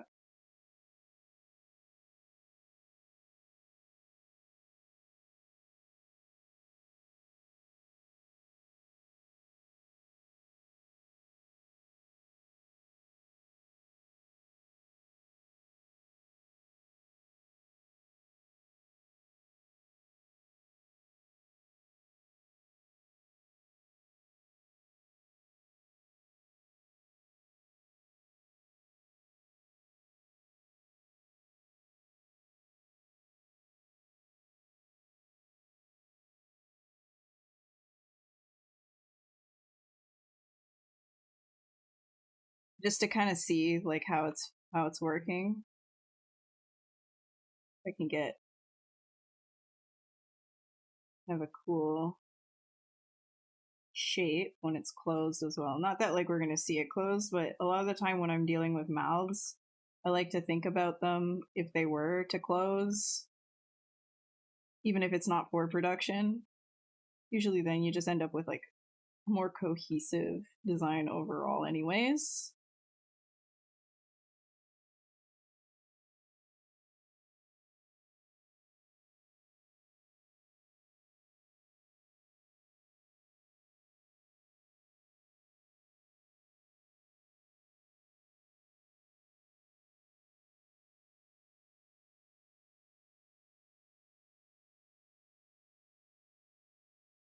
to take this top one,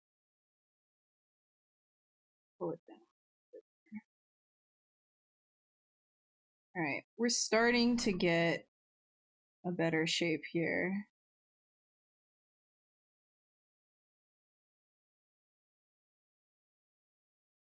Remember when you're designing most creatures, you are going to be or like characters in general, you want like your eye to be going towards the eye of that creature. Like lines should in essence move towards the face.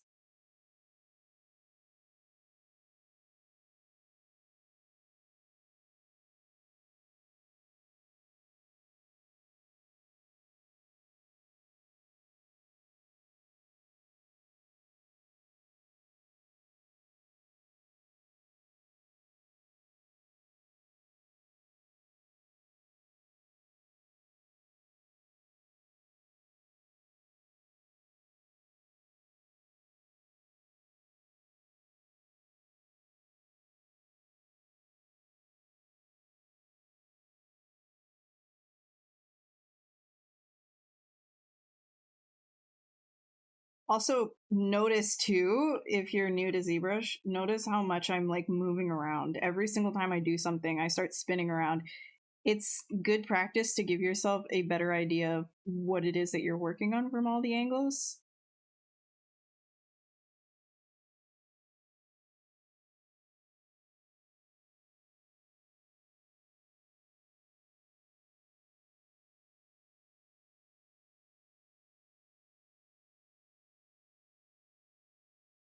It's also singing with a lot of passion. You would think it's screaming in a threatening way, but it's just a very authentic song. It's beautiful even. I would say that it is, I mean, I personally am not a fan of opera, but to everybody who's a fan of opera, maybe this Bugbird is your new muse.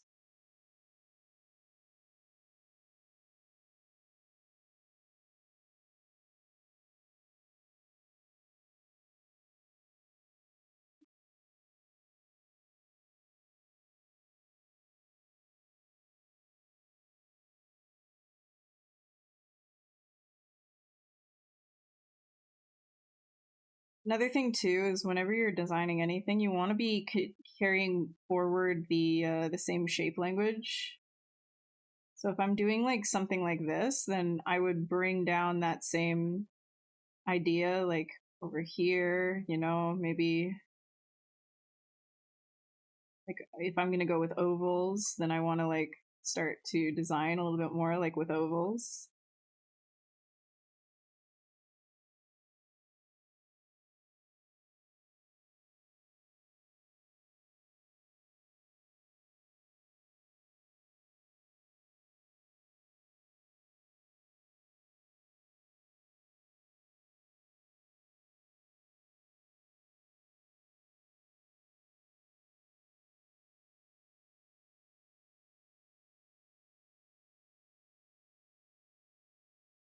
Oh my gosh, wait, I didn't read. Leonard, you actually wrote that. Okay. You read about it. The emus consumed and spoiled the crops, left large gaps in fences where rabbits could enter and cause further problems. Okay. Okay, so it wasn't the dingoes, it was the emus. So that was the thing that I knew about. Oh my gosh, that's so funny. That's actually so funny. Like I said, like Australians are just like Australia in itself is just built different. It's just different.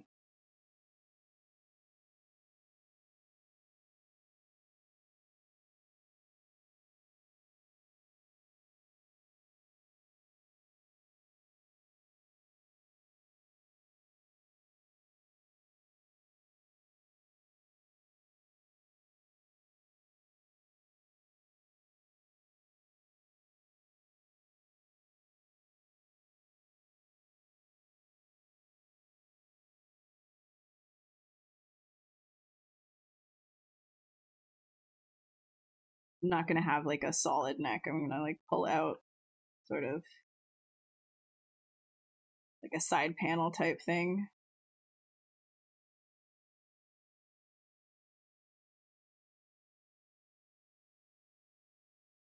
associate the repetition of shapes with fractals. Yeah. Yeah, so the same like idea applies when it comes to creating any kind of a design, is the hierarchy of shape language. So if you are starting with anything, you start with like a big shape, and then from that shape you start breaking that shape down into smaller bits that still describes the overall big shape. So in a sense, that's sort of like, you know, fractals are just an infinite version of that principle, where it just kind of, the further down you go, the further it goes. It's sort of, it can be infinite, right? But with your own design, you go to as far as somebody will see it. So if it's on screen, how close to the screen are you going to be? And then that's the level of detail that you're going to be hitting, right?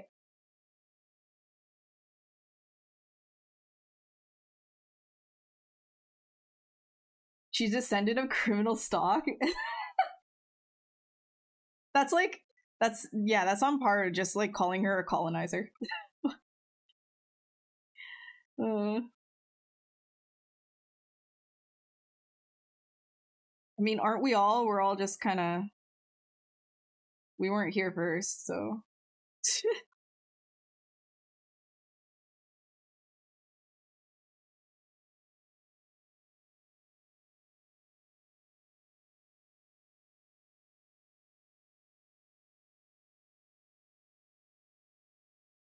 All right, I'm gonna duplicate this one.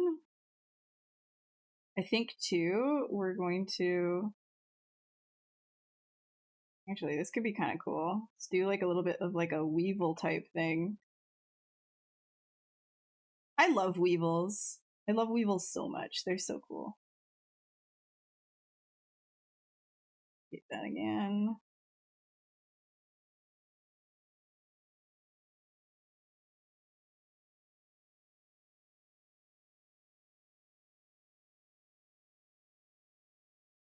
That's fine.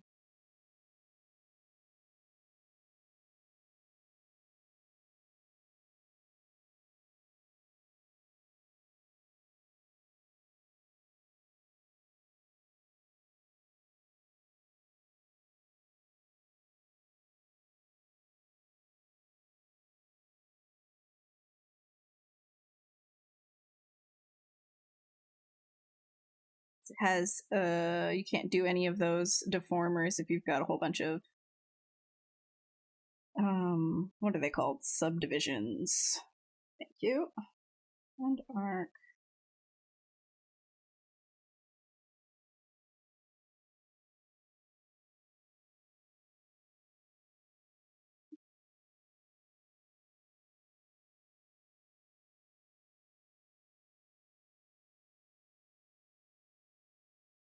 I'm gonna make this thing like it's gonna be kind of like I want it to be kind of like insecty pterodactyl wings. But I gotta make these legs, I think, skinnier. I want to change the proportions of everything too. So what I'm gonna do is just do a quick save. So right now it looks a little bit dopey. First, actually, I'm gonna get in like the body just to get like an overall feel. Okay. Be there. This would be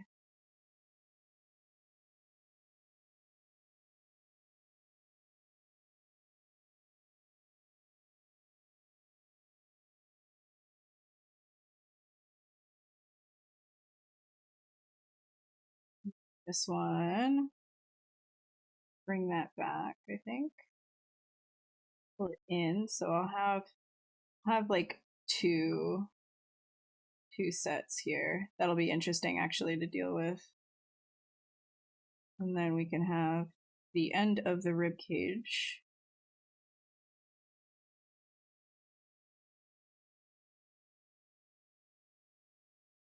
Then there will be two sets of legs here. And then from this, I can change the overall posture, which, yeah, let's go into, let me quickly save this. let's go into transpose T-pose mesh. Then I can change everything at once. Weevils wobble, but they never fall down. Oh my god, I thought I was the only one that... Yeah, I loved saying that as a kid. Do you know any books about making interesting shapes and attractive forms? I don't have a lot of books like that, but okay, it's not here. One thing I think that really can help you is just life drawing in general, figure drawing specifically, maybe not like, well, life drawing is always good, but figure drawing specifically, where you're interpreting and creating artistic anatomy, that intrinsically makes you think about things in larger shapes, and the, like, naturally speaking, like, anatomy is pleasing to look at when it is done properly. So from there you can start to your style starts to develop while practicing things like that. So if you're interested in getting more movement and gravity, a book that I haven't read in a long time but was really good, especially when I was going through school like a while ago, was Dynamic Force, like force. Let me see if I can get that. Anatomy.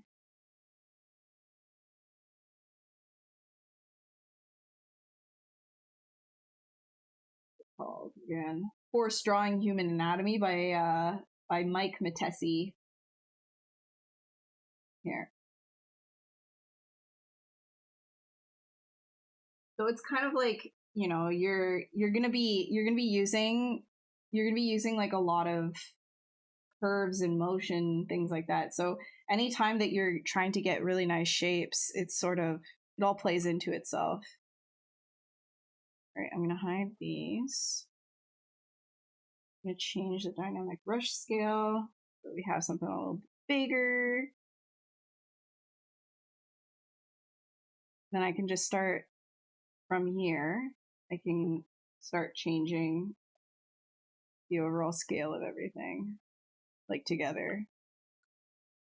This is what I like to do.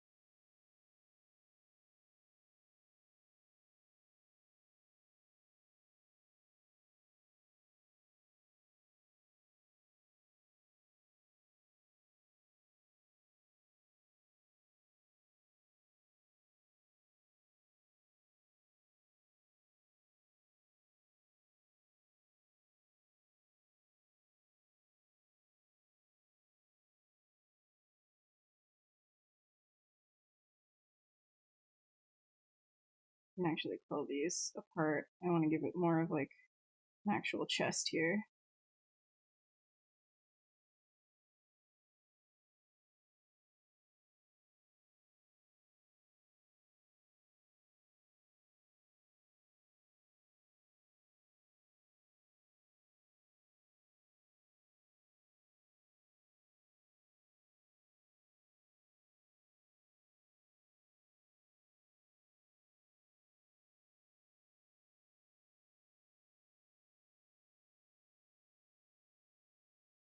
And this one,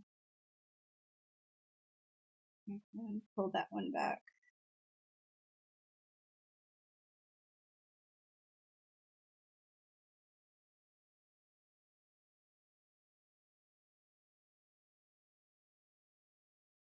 Maybe I'll have it positioned, maybe not so far back like that.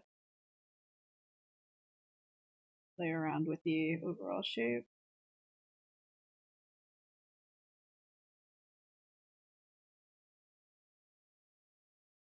I'll grab that.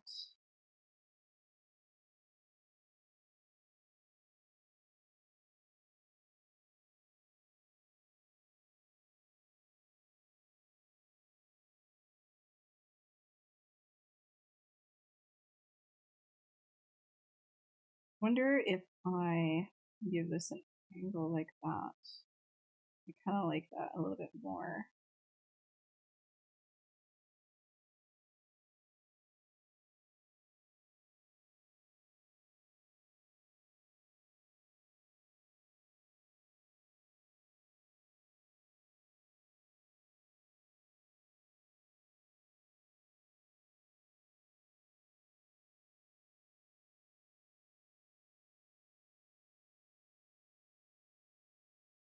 All right, and then this piece right here. There we go. Starting to get something. Persistence. You gotta have that vision. You gotta have the vision, man. You just gotta keep going, and then you get the vision, and then it's just like unstoppable.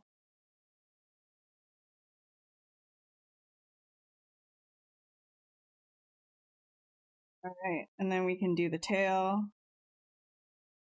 All right, let's do. I think actually the head. Let's grab like the whole head area, and I'm gonna play around with like positioning here. Animation books covers a lot of info about pleasing shapes. Yeah, that's true, actually. Good point. I don't know why I didn't mention that. I went to animation school. Oh my gosh, my head today. Okay, so what are some of the things that I Drawn to Life is a great one. That's like a pretty much an obvious one. But yeah, that's like animation books, like anything, as like cliche as it might be, but like anything Disney, like they're very formulaic about it, right? Like it's down, Disney at this point is down to a formula of what is pleasing, what will sell, what is like, you know, what will grab your attention, and it's gotten to a formula with them, right? In a lot of what's created. So if you want to know at its core that sort of an idea, just like look at Disney animation. But again, like you can extract these ideas, and the more that you do of yourself, like, you know, the more sculpting, the more drawing, etc., that you do yourself, you're going to find your own style as well. For example, like it, you know, when you think of the Disney style, you think like, oh, it's one cohesive style. But if you actually look at each individual artist, like every single one of like even the Nine Old Men and anybody who's directing new films now, everybody has a very unique, distinct style. It just fits into the realm of what is appealing and what could be passed off as Disney's style, right? But every single one of these people, there is a differentiation there. So you get the idea, and then that translates into your own style just naturally by doing a whole lot of things. The Australian headquarters, how are they? Wait, at the Australian headquarters, how are they winning, man? There must be another kind of emu. Oh, yeah. If you can find like a video of like some people talking about that the emu war, it's really funny. I remember watching some stuff like way back and laughing pretty hard about that. Actually hilarious.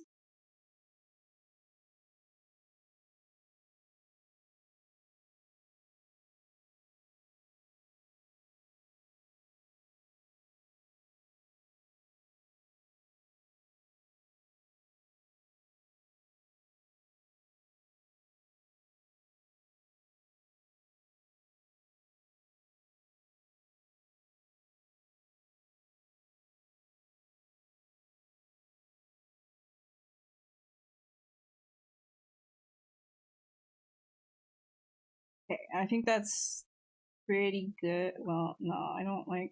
Hold on. Let me grab that net.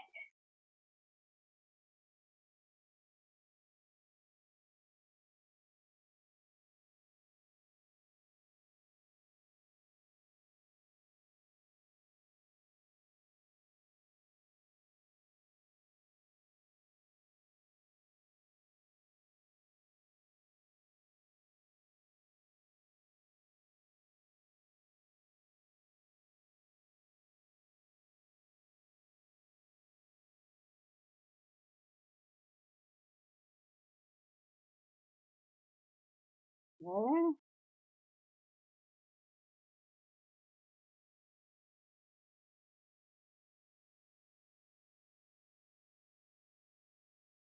think the ribs here. I'm gonna get a. Do something like that. I think might be. All right. Now we can get out of this mode. Go back to T-pose to sub T.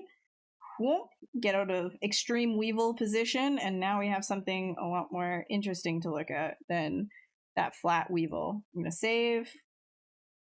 Oh, nope, that's saved in the wrong location. Delete. And go, where was I saving? There we go.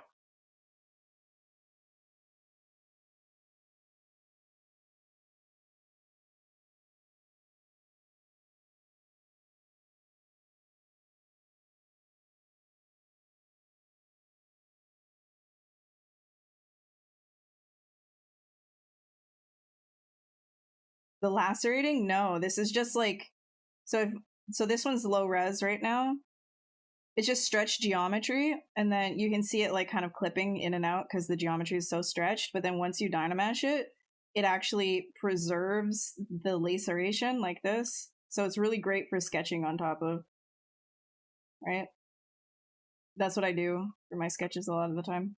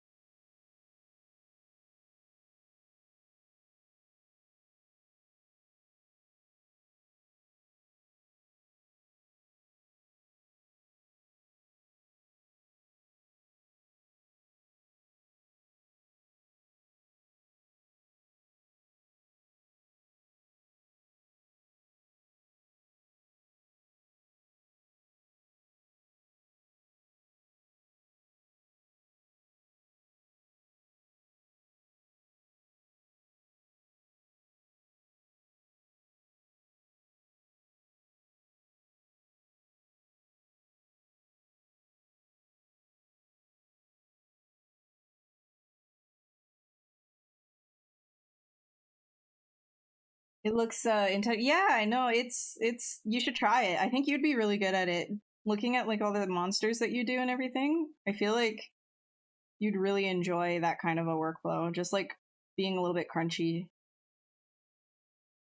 It's obviously not great if you're, you're trying to be clean with like a production model. This is not what I do, but for sketching, it's like, hell yeah, let's be free, bro. I don't even care.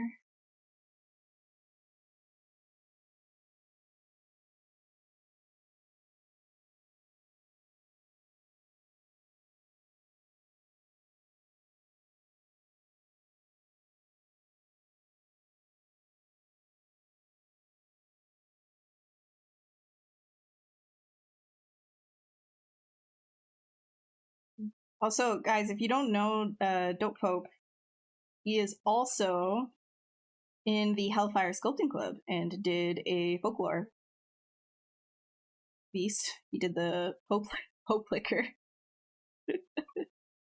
He did the Pope liquor because, of course, it was really good. And he sculpts other really cool monsters too, so you should check him out. You want to share your socials? Feel free. It's an open world in here.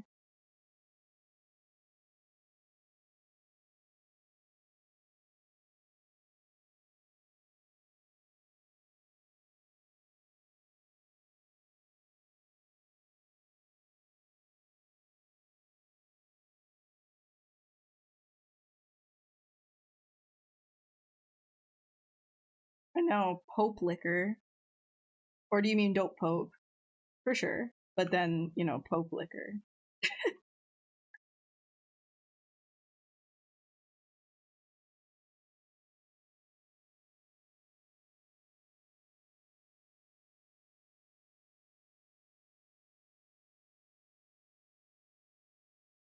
One of your sources for learning shape design has always been Grizz and Norm. They do 100 Tuesday Tips, which breaks down one aspect of design down into really simple to understand digestible ways.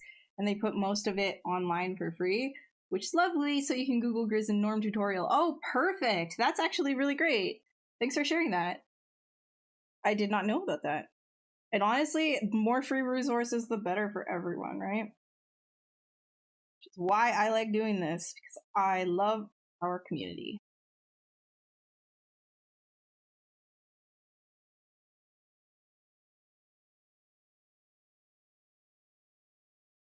But yeah, I'm here, so ask questions.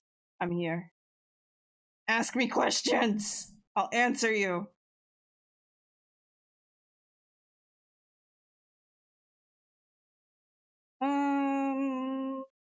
Yeah, let's design a mesh. This guy.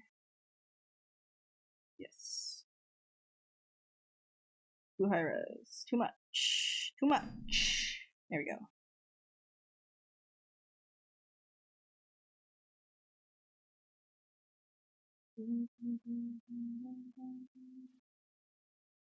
Where are you based? Montreal.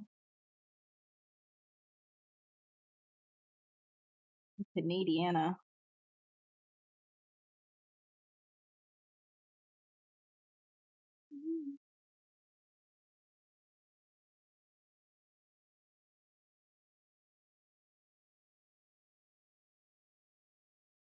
Wait, where are you based? I remember Pope Liquor, but now I don't even remember where Pope Liquor's from. Where's Pope Liquor from?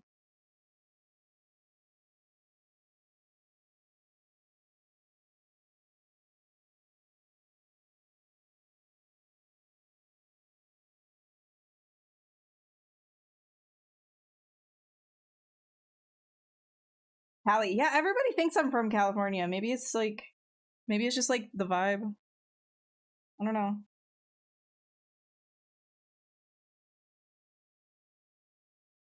No, sir.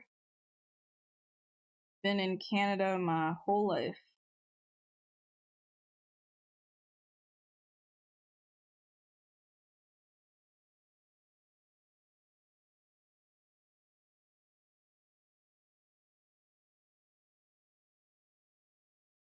Let's see. I'm gonna actually use ZBrush, I think, for this. Make it a little bit easier. Okay, first things first. And get in there. That's gonna be one thing right here. Put that out.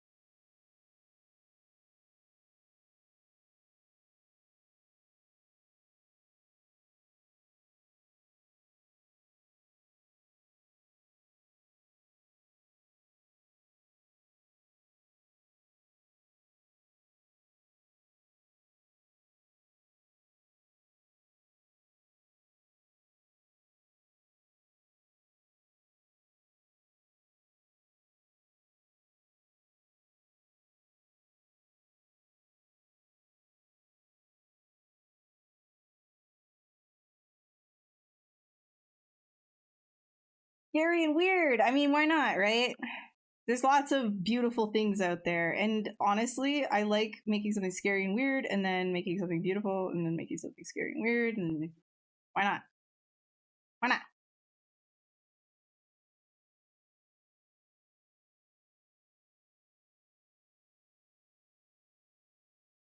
You're from Brooklyn, New York. Oh, okay. Oh, it's from Louisiana. Got you.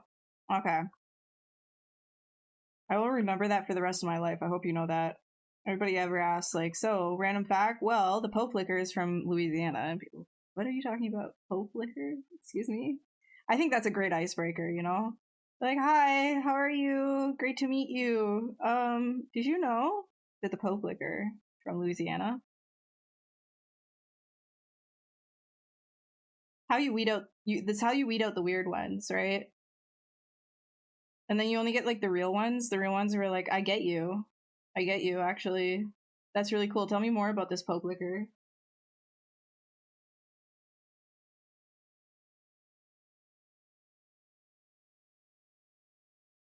I couldn't be arsed with like trying to like impress people anymore. I'm sorry.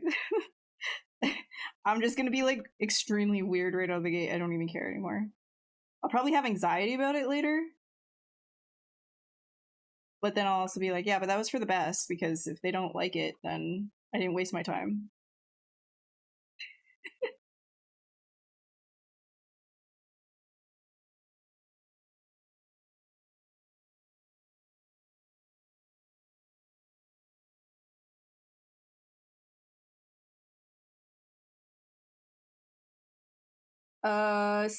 So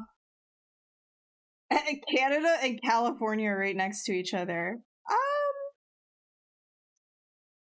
Technicalities, you know.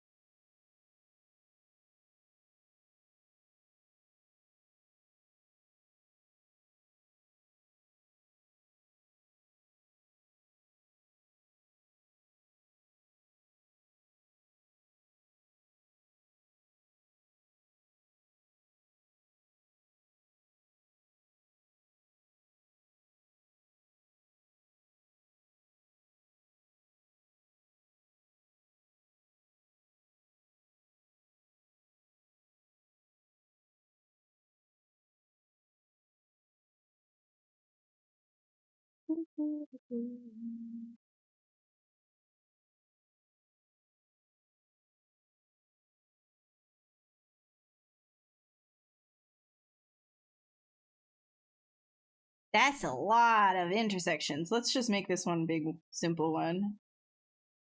There we go.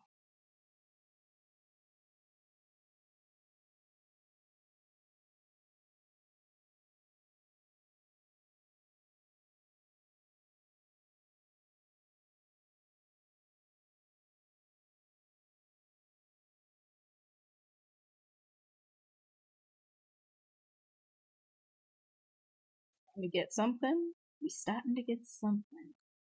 Something.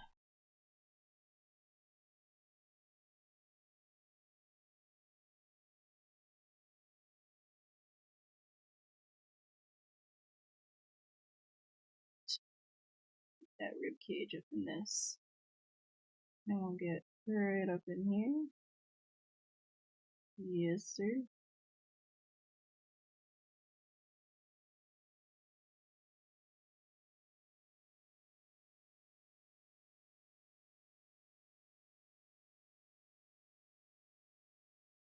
Just duplicate this guy around after I'm done with it. I figure this out. I don't like this side piece right here. Let's simplify this.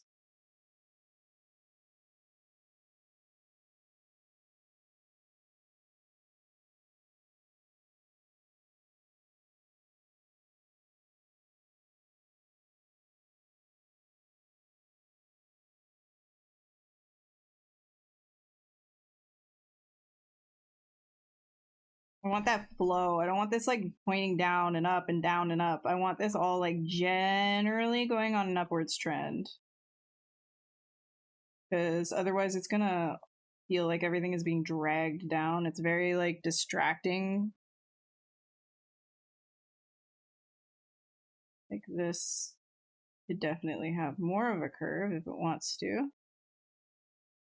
But this overall we can simplify into one curve. And then that right here can have the, we can start to do something right here. Pull this back and out.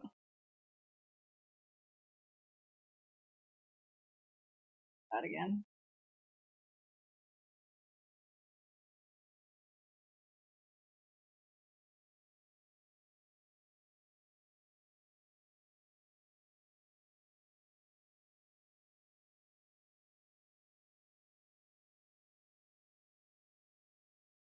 Why so quiet?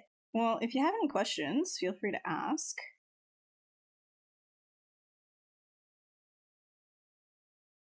These streams are 4 hours long, and I've already been going for 2. So, you know, talking nonstop for 4 hours straight is not always the easiest thing to do while you are designing something. If you dislike the fact that I'm always quiet, you could always turn music on, or you can go and watch a tutorial on YouTube.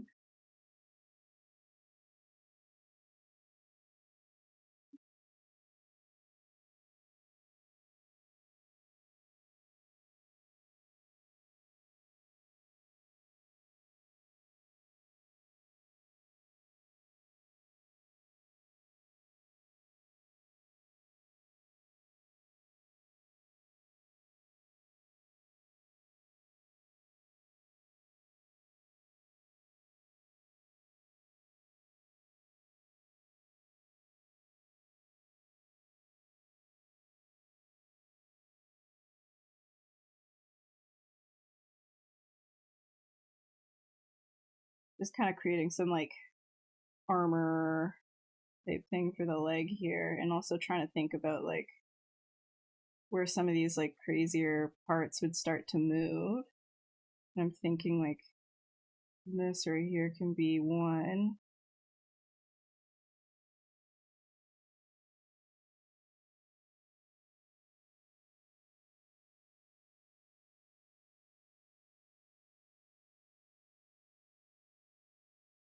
Yeah, something like that. And then we can grab your curve.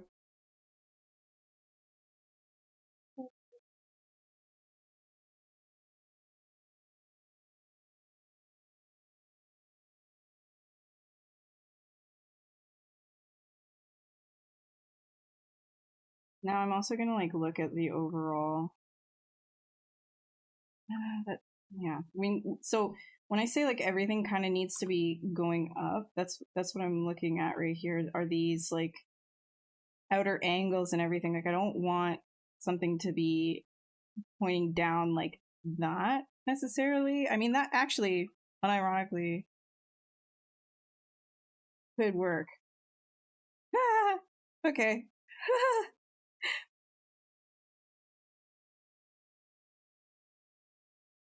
I'll just balance it by pushing this out. There we go. That's a cooler shape. And then here we can balance that a little bit more again. That.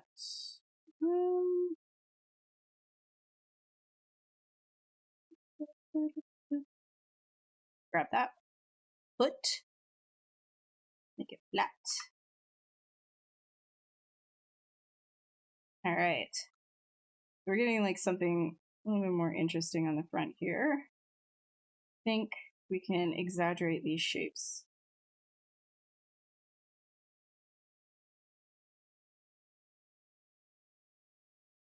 Yeah, and then I can bring that in.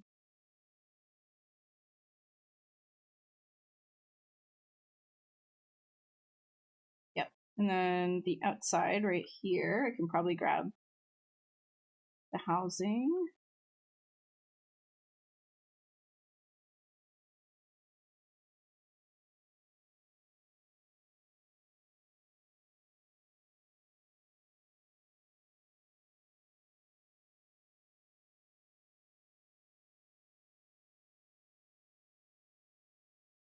Rodolfo, what's up? World class. Oh my goodness. Oh my goodness. I'm all right. I'm I'm functional, but thank you. Appreciate it. How are you? How's it going? I'm glad you like my work though. I don't want to downplay that. I appreciate it.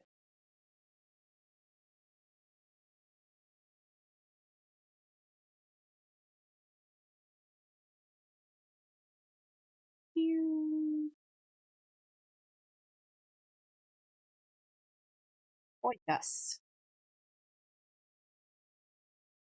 Loving this one. Oh, thank you. I feel like I'm having a little bit of a struggle with it, but we're getting somewhere.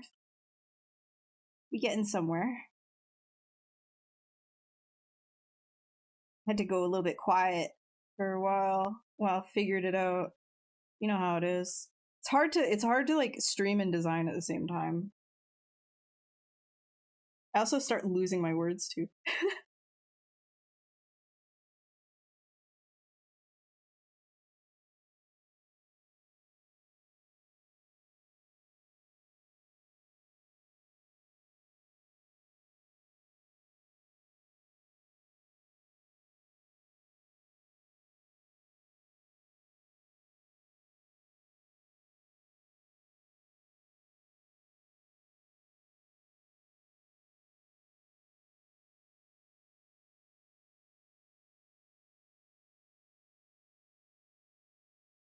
I'm doing great. My work. Okay, you guys are being way too nice. You're being way too nice. I appreciate it though. Thank you. It looks like doo doo though. Like when I first start, like doo doo trash. I love when like so if anybody here is new, you will realize very quickly when you are working that everything looks like doo doo fire until it just doesn't. Like you are going to start if your work doesn't look like doo doo fire right off the gate, you're like blessed by like some I don't even know what, but we all have the doo doo curse. So if you are just starting out, you can rewind into the stream, and I showed the beginnings of the meteor dragon that I started, and it was severe doo doo fire, massive flaming dumpster doo doo garbage pile. So if you want like a confidence booster and understand that you're on the right path, you just rewind and look at that. If you just stick with something and then you get your shapes right, then that's like kind of like the simplicity of all of it, right? Like you just make sure stay on your shapes. Don't rush to details. Stay on your shapes until that looks right. Get the forms, and then everything follows through.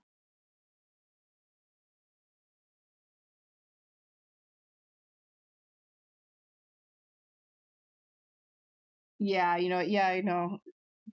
Rodolfo, do you still stream? Or I haven't actually seen a lot of the lives lately. Adam named all the animals Flash. Okay. This is a lot. That's a lot. That's a lot. Do I draw? Yeah. Yeah, I love drawing. I also love painting. There's too many artistic outlets that I enjoy, and I never have time for any of them. Problem is I always get like extremely, and I don't know, this is probably like a really relatable thing, get like extremely involved in something to the point where like you forget everything around you and it's damaging and hurt. You forget to eat and everything, and then you run out of time to try everything else, and you're like, well, I wasn't even good at that, but I was just obsessed with it.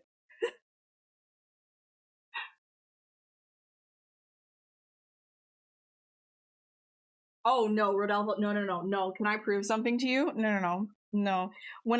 So like when I'm like really not in the mood to sculpt and then I start something, half the time it is like this is how Meteor Dragon started, okay? Whoa, whoa,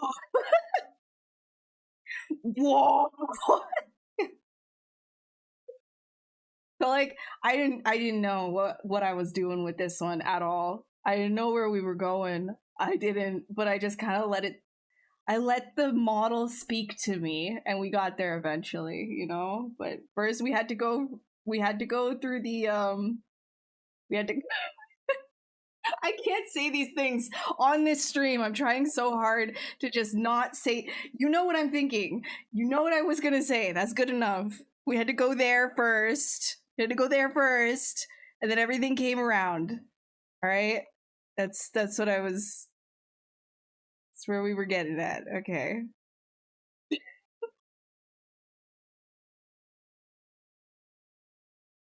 The ghost singer in the opera, the creature opera, right? God. Still better that you're poor. No way. No way. Don't even. I think maybe you need to just be a little bit more frisky with it, and then you'll get something that you're like excited by, right? Just be frisky. Just be a little bit weird. Just get a little weird with it. Get a little bit like dangerous. When did I start sculpting? Oh, sorry, I missed that. Almost like probably close to a decade ago. I'm old. A while ago.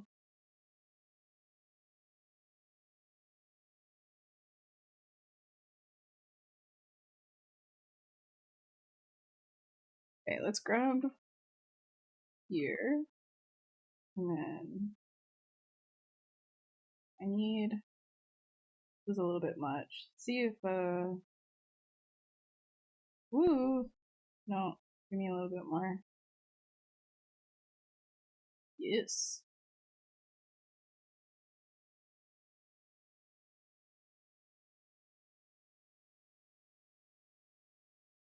Low. I love this for sketching bug stuff.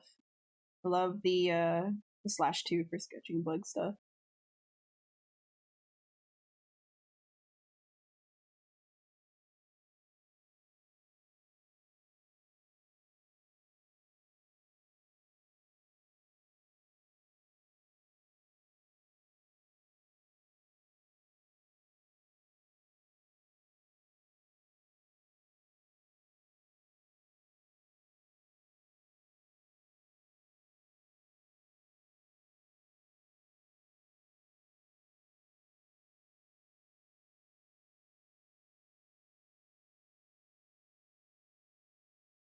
Also, I keep forgetting that you guys can't hear my music. Like, I'm sorry, I do a lot of humming. I keep saying sorry about this because I know how obnoxious it is to hear somebody like humming things and you don't know what they're humming. I'm humming, tell me why. It's just really catchy. You just kind of have to sometimes.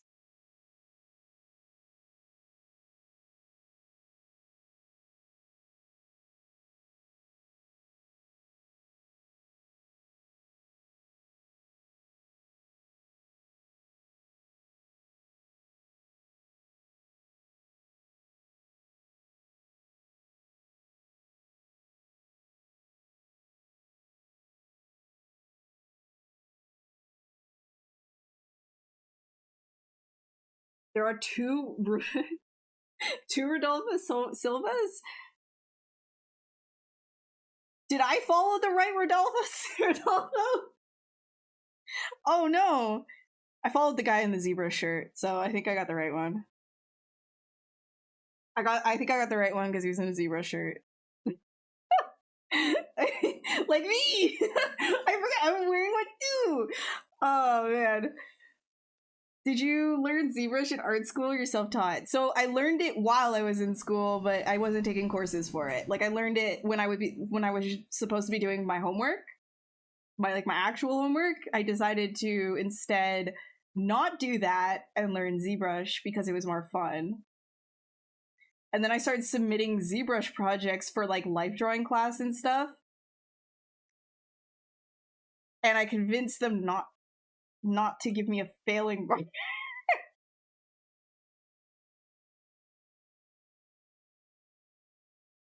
I was just doing ZBrush at home.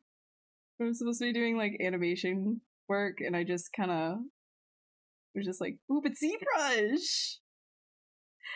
My now partner, he was doing we went to school together, and he was taking a course on ZBrush because he wanted to go into games, and he did. He is in games. He's now a lead on Dead by Daylight, which is super cool. And I was just like, yo, that looks cool. And then I just kind of started doing it too, because that's how all great things start, right? Monkey see, monkey do. Oh, is that what you're doing? Yeah, let me just do that too, because I don't have my life figured out.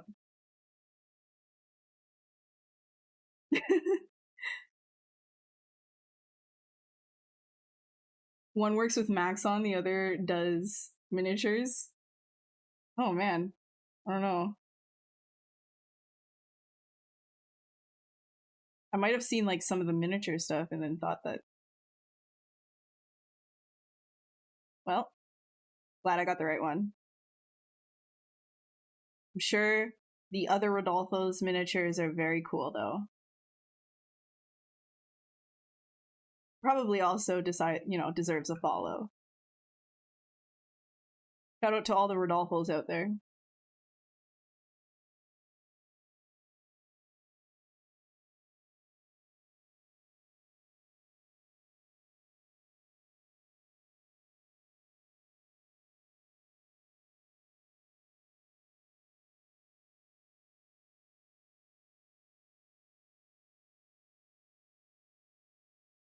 Yeah, my whole life is pretty much monkey see, monkey do, you know? Like, I built a career off of monkey see, monkey do.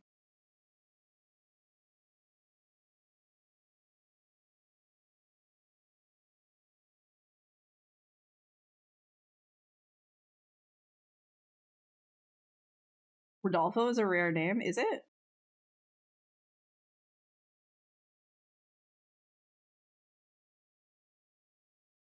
I mean, I'm gonna take your word for it. Your name literally is Rodolfo. You would know if you ran into other Rodolfos.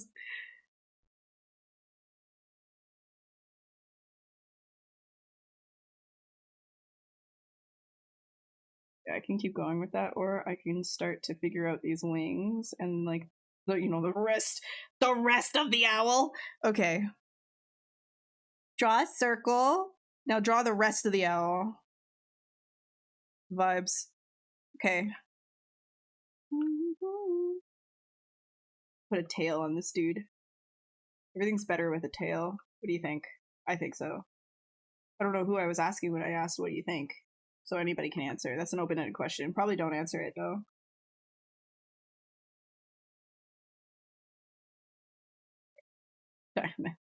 No, too high. Too much resolution. Enhance.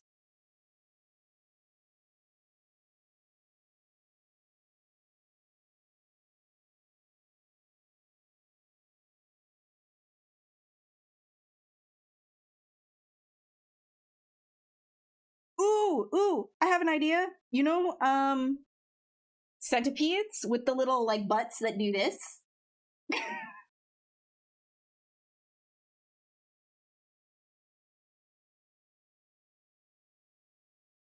Pincers. On the butt pins, sorry. I swear I don't do these things on purpose. Okay.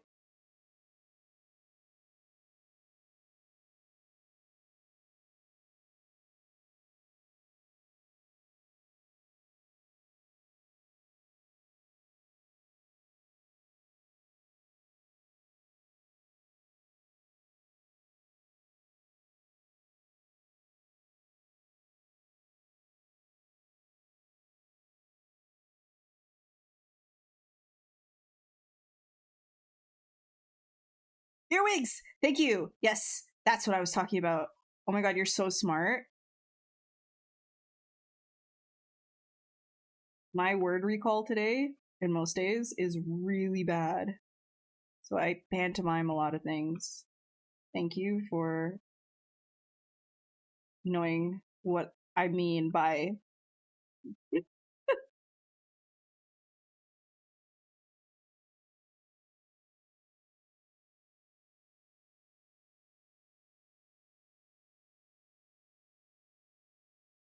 Hell yeah. Whipping tail. Let's go, dude. Whipping centipede slash earwig long tail thing. But make it pterodactyl dragon bird thing.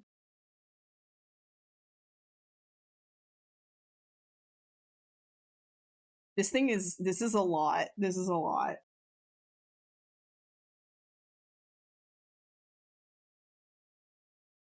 Still trying to get used to anatomy. You just mostly practice on your Surface Pro 8 on breaks at work. Yeah, honestly, any practice is good practice. Like getting in just a little bit of practice here and there is really good. If you want to like streamline that, something that I would suggest is pick individual body parts and just kind of do like, your 30-minute sculpt of that body part. Like one day, do it without reference. The next day, copy a reference. The next day, do it without reference from memory, etc. And just kind of like keep repeating that. And that usually helps you remember things because then you'll remember what you did when you didn't have reference while you are, actually referencing it and doing a sculpt from reference. You'll remember like, oh, I didn't know that was there. And then that like ferments itself in your head a little bit better.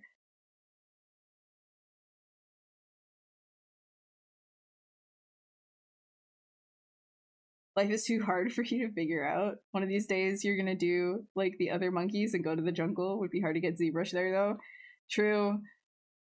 I was also like, what if you just kind of like think Leonard said in order to be a guru, because somebody was calling me a guru earlier. But in order to be a guru, you'd have to go to the mountaintops. And I was like, but not a bad idea, but also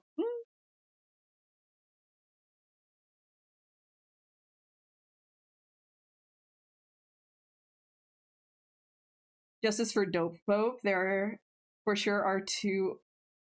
Wait, there are two Silvas because that's always confused me. Oh, got you. Okay, fine. I mean, I believed. Okay, I gotta give this. No, that has enough apology.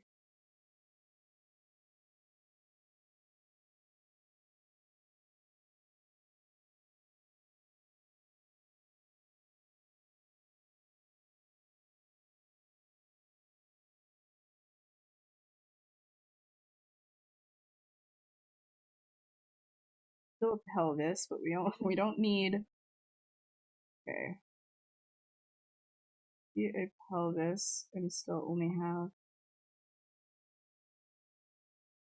I'm trying to better figure out like how would you get two joints on one pelvis, like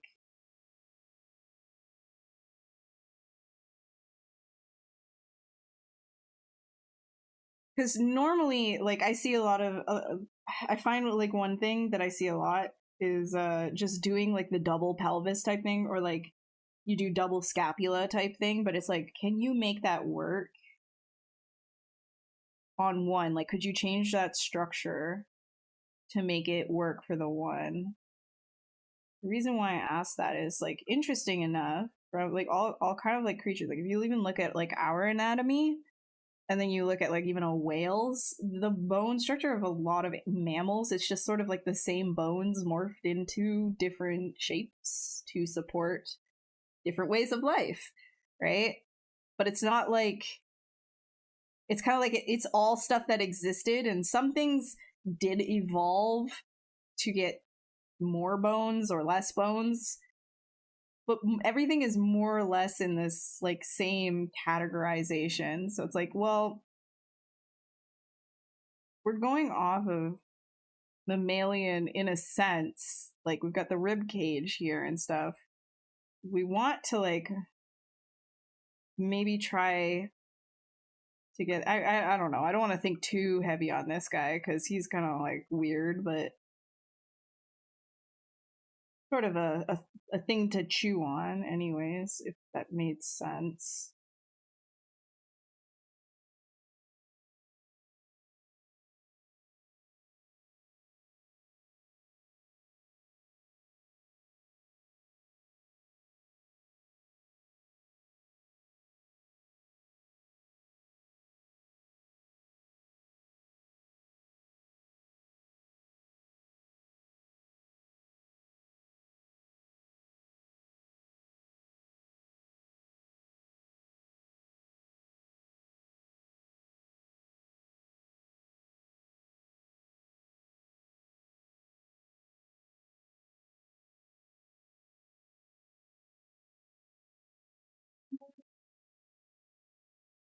I don't know.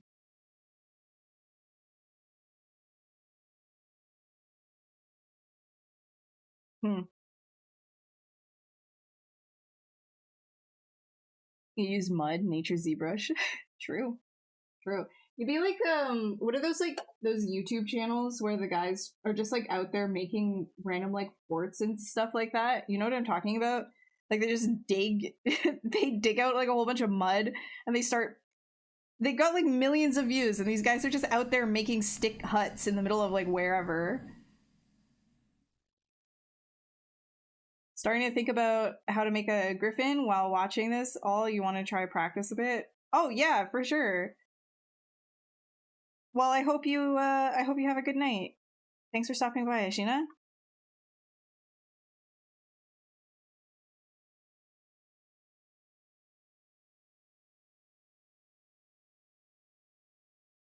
No, no, I don't need to do that right now. I need to figure out this leg. Figure out the leg, and then everything is smooth sailing.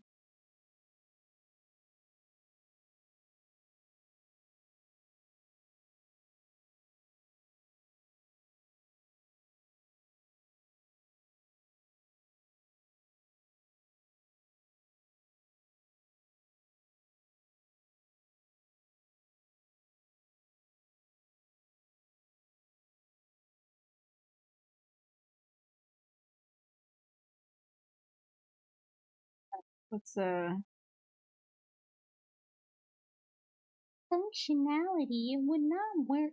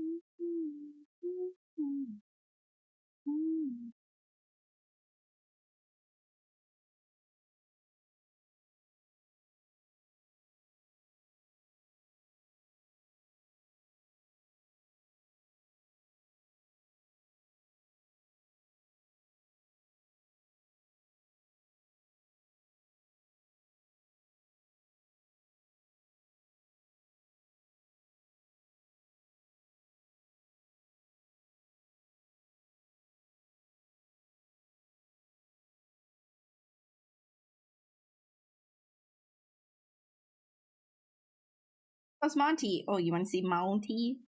You want to see Monty? Does Monty want to be said hello to?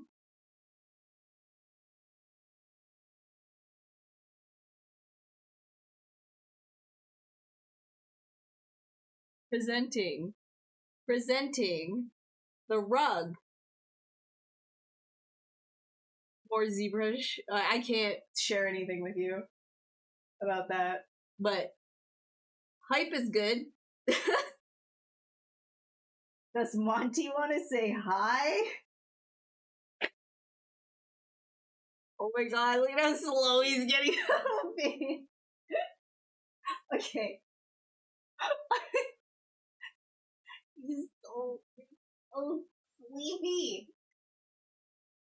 Get up. Come on, roll over. There you go.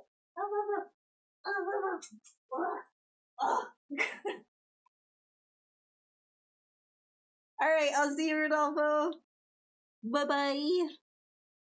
Yeah, there we go. There's Monty break.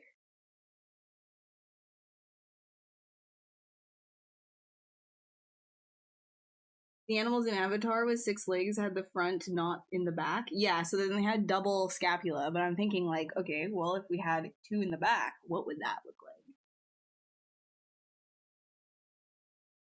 He was asleep. He was asleep. Oh, he is a good boy.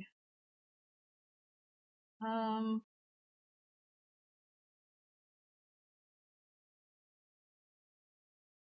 yeah, he's he's always like that. He always likes to go right onto his back. He's like, nah, you could just like pet me on the ground. You don't have to pick me up. But then he's always like such a suck when you do. He doesn't like, it's not like he hates being picked up. He's just lazy. He knows that, okay, well, I'm gonna have to like stand up for you to pick me up. And he's so sleepy. Big old chunky.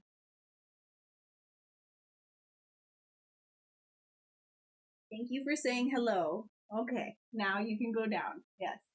There you go. There we go. There you go.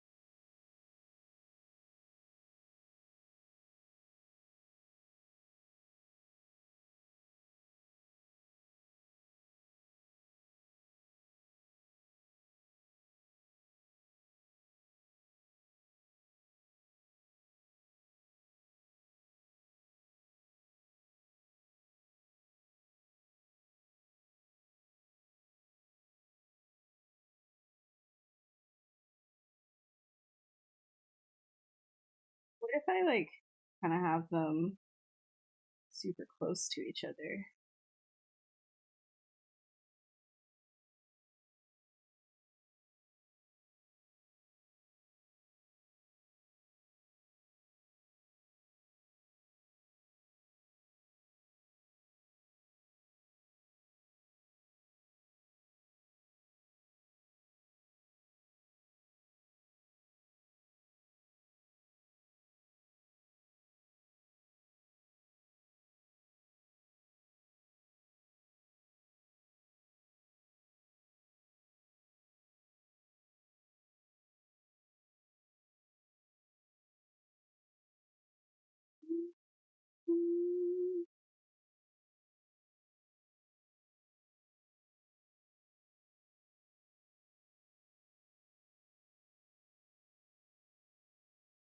Could just do something drastic.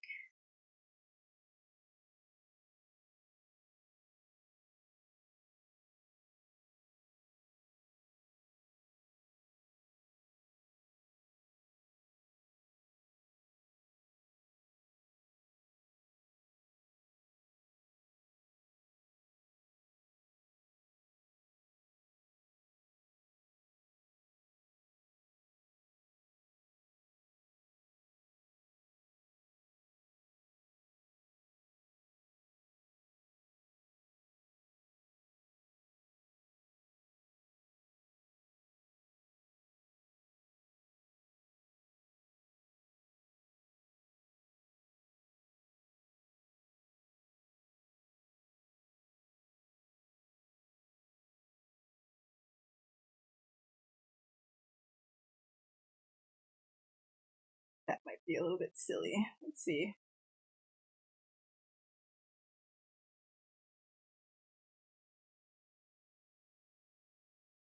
Be kind of interesting, maybe.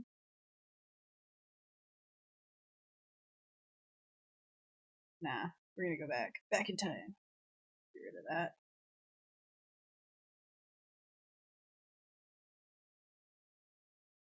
Delete. Better.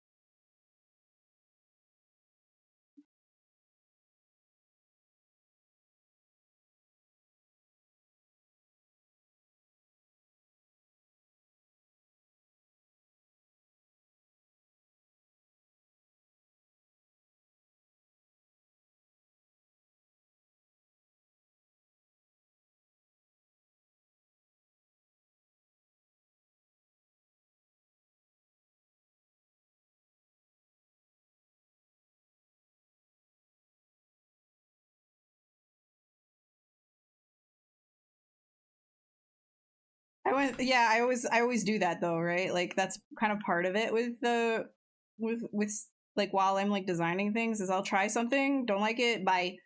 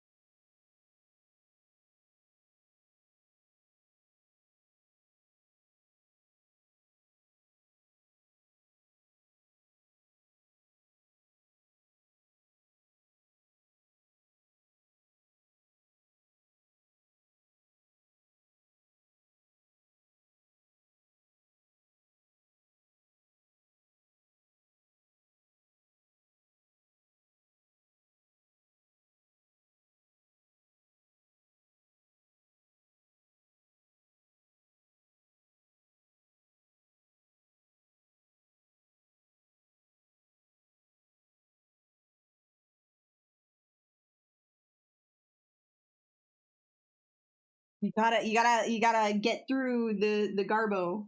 You gotta get through the garbo, and eventually you find what the sculpt wanted to be all along. You just gotta get through that garbo though.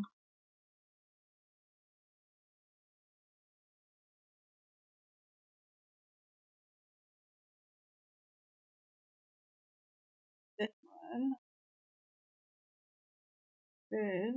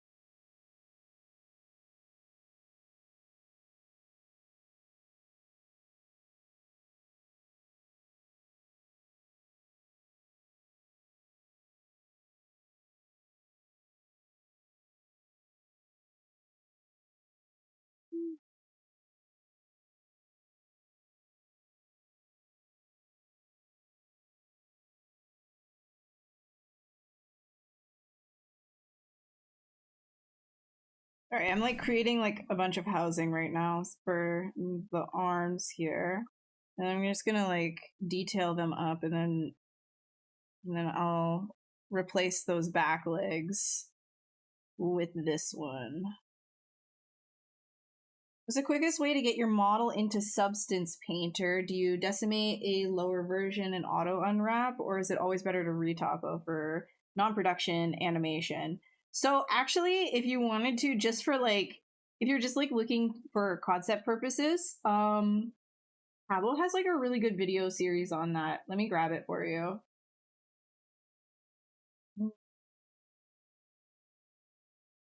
I think he literally just like released them on his YouTube channel.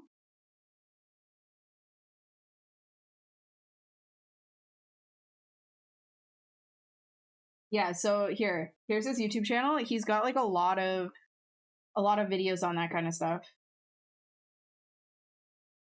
Like if you wanted it to be more in depth. But yeah, the fastest way, like if you don't really care about being clean for production or anything like that, like yeah, you can just decimate your model and then send it over. You don't have to be precious about anything.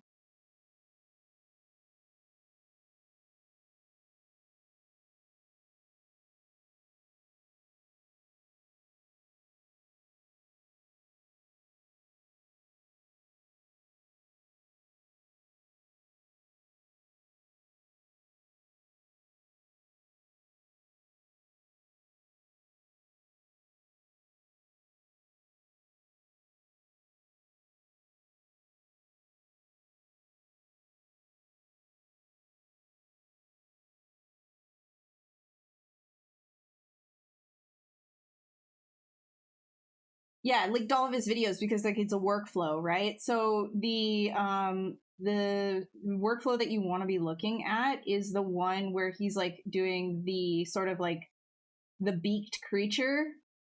Like you can start to, like you can see that there's like actually quite a few substance painter videos. Let's see, what's the most.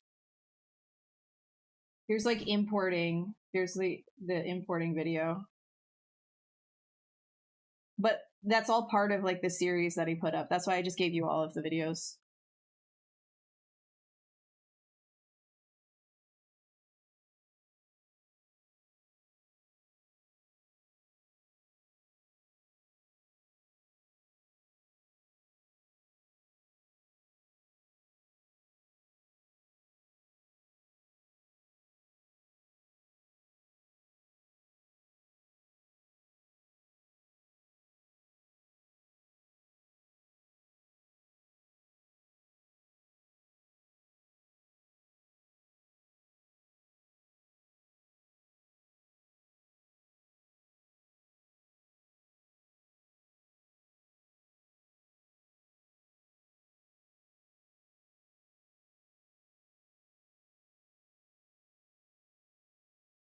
Hello there. You have a question about your creature creation process. When you're creating something like a reptile or mammal-like, do you take into account the bone structure of the actual animals you're creating the creature of?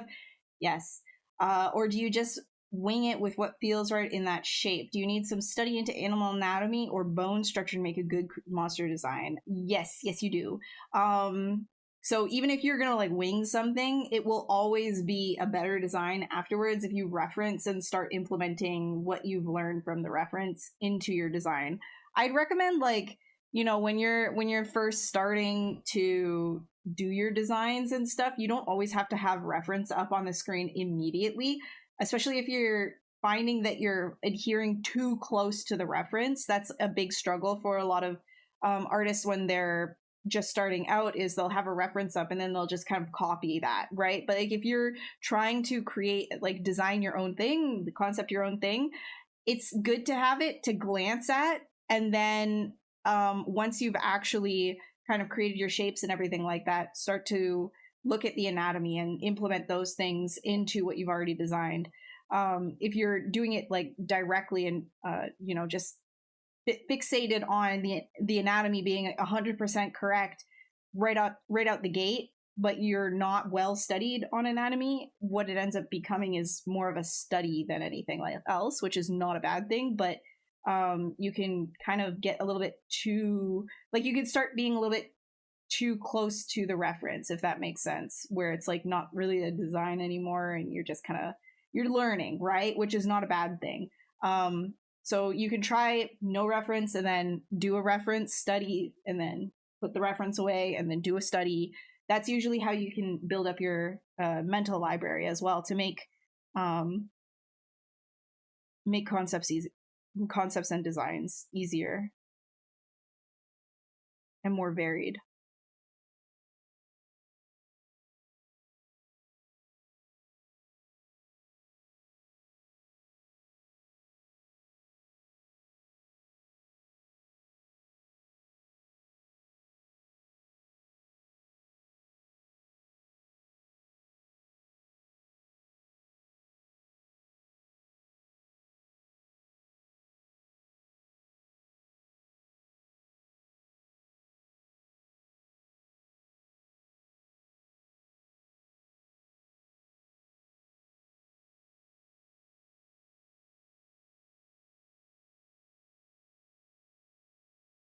course, anytime. Anybody has any questions, feel free to ask. I'm a little quiet today. I also like I should explain myself because normally like I'm not always like super quiet, right? But I'm quite kind of tired today. I didn't really sleep last night. I didn't really get any sleep last night. So forgive me. Please forgive me.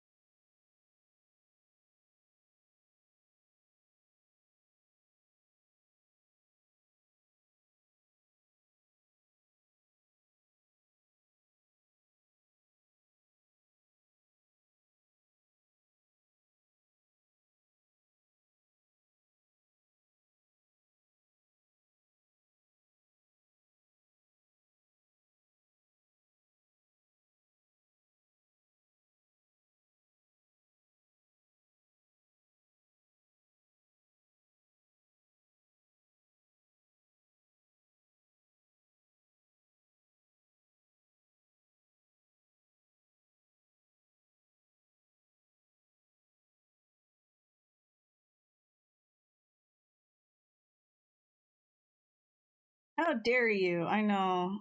I know. I was trying to squeeze in that submission for the sculpting club. And I had to render and my computer was being very uncooperative with my render last night.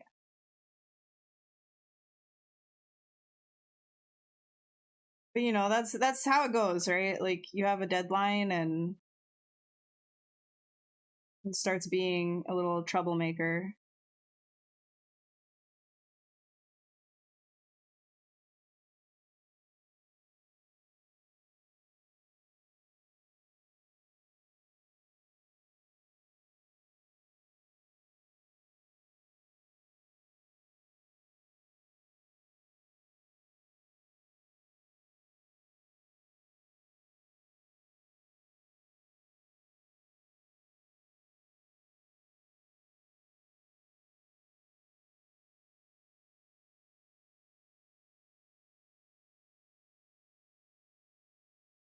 Dun, dun.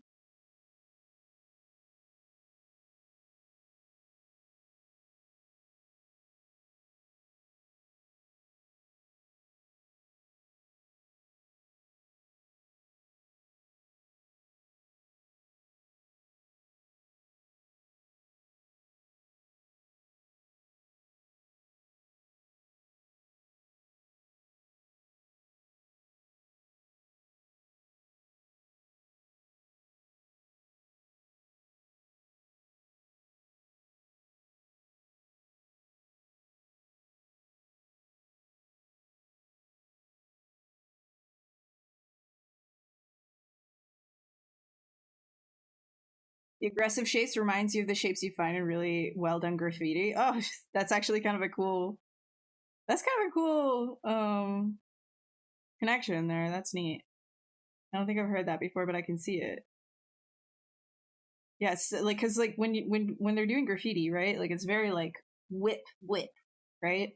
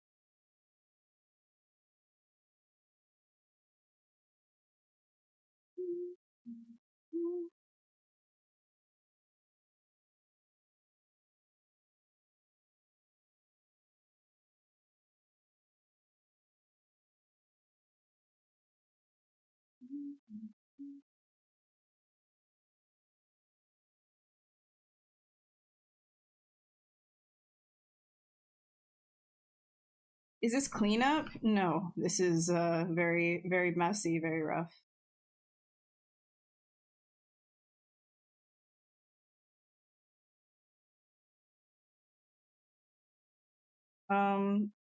This is technically, I wouldn't say this is like, I mean, so if you're asking like, is this block out or is this like, where you would start doing cleanup, etc. These stages don't really like it's a rough way of talking about things.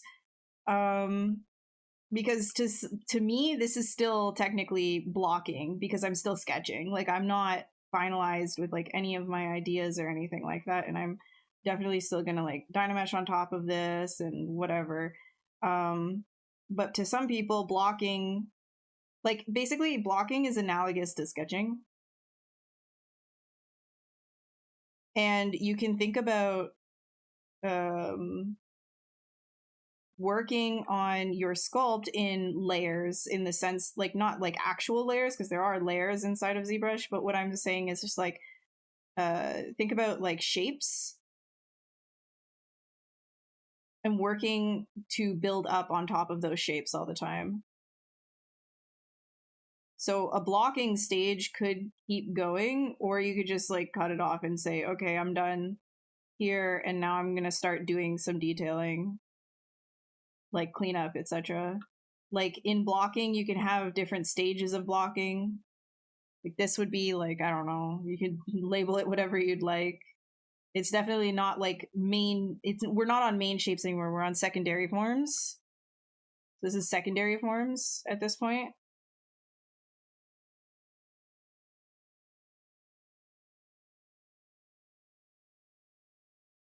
And I'm just kind of like defining more like planes, plane changes.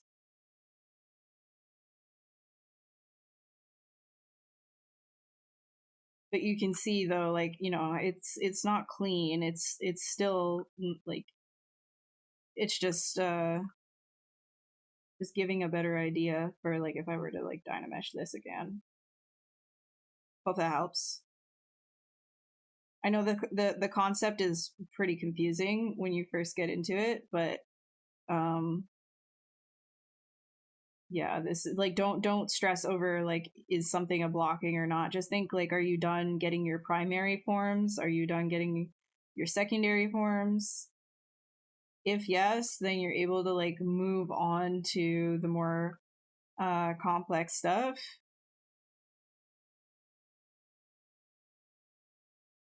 But you shouldn't be adding in details and things like that until you are done with like, getting your shapes ready. Unless like you're sketching like me, like there's different workflows, right? Like and different reasons why you would need one thing over the other. Like this is just a sketch, so I can just start adding details like I'm doing willy-nilly and like not really caring too much because it's just a sketch. Like it's not for anything. And I'm also trying to like figure stuff out as I'm going.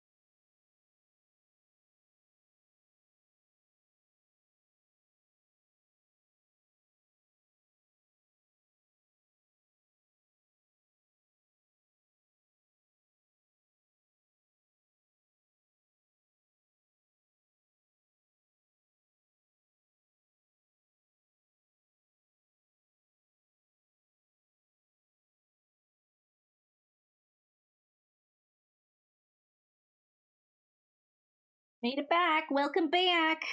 How you doing?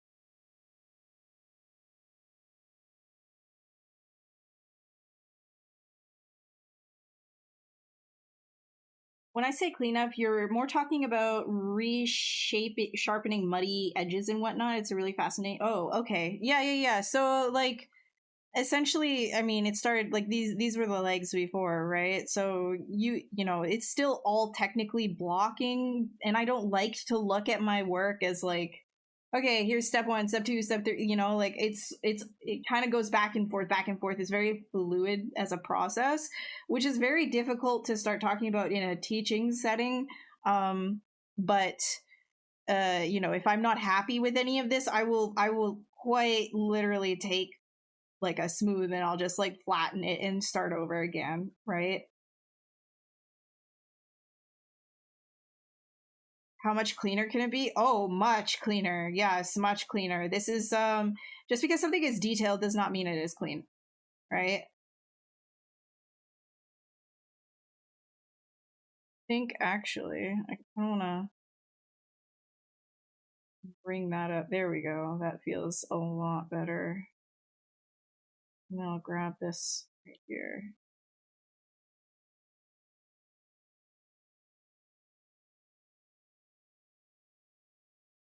And then I'll start bringing in well, this is looking ugly. This is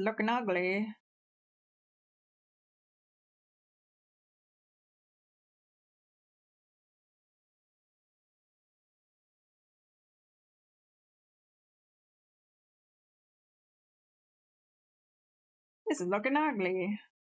Get back there. All right. Let me do a save because knife curve likes to absolutely demolish ZBrush, like out of random, just randomly. So pray for us, pray. Oh, it worked. We're fine. We're safe. I'm gonna do it again. Pray. Oh, we're good. Okay. Safe.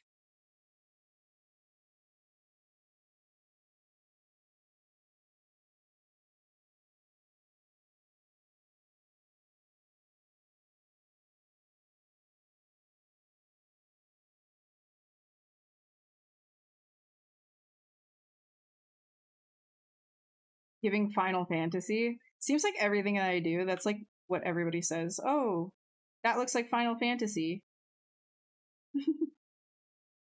I don't even play the Final Fantasy games. Never been a Final Fantasy girly. You know why?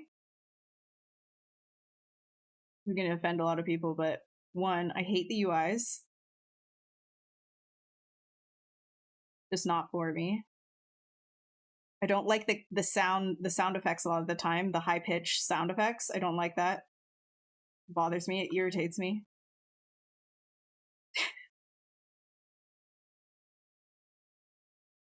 A lot of like really weird reasons not to play a game.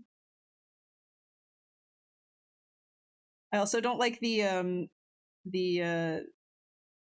this is gonna sound like, I guess some people would be like, oh my god, you're so annoying for this, but I really like something grates on me. It's always grated on me since I was young about the stylization of like the women compared to the men a lot of the time. I'm not talking about like the older Final Fantasy. I'm talking like the more recent ones.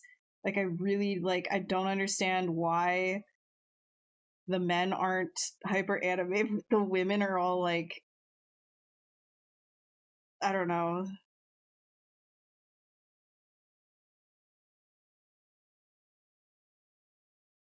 It's obviously a stylistic choice. It's just not for me.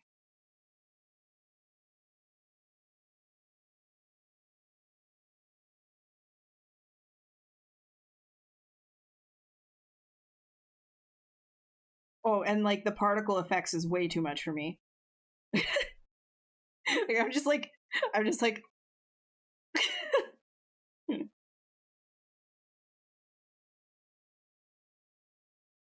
it's just not for me.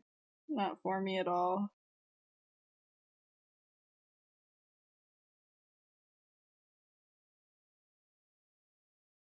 Yeah, it's not about like the stoicism, right? It's literally about like I think my problem is like that idea of like same face. Like I'm not saying that characters have to be ugly either. I'm quite literally like it's I don't know. It is definitely just different tastes of things. It just hasn't been my thing.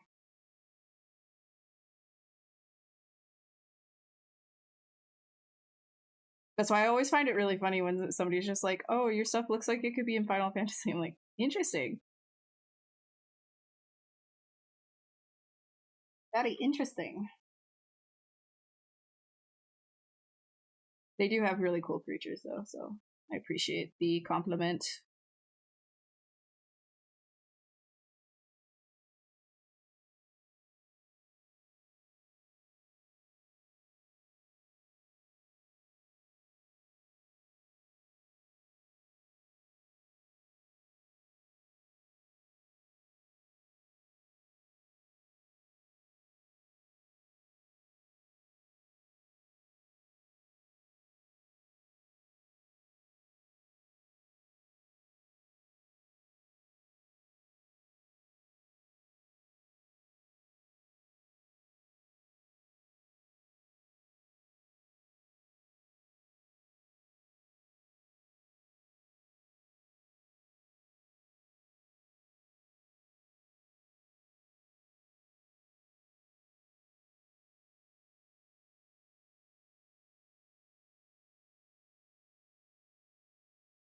It didn't work on the back at all.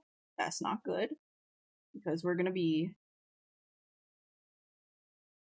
done this soon. Yeah, to each their own. No, no, no, no. Like I understand. I get why it's popular. I'm not saying that it's a bad game either. I'm just explaining why I don't like it personally. But I know that some people they'll get offended. This happens. It's like it's like whenever you don't like something and then somebody else is like, "How dare you not like the thing that I like?"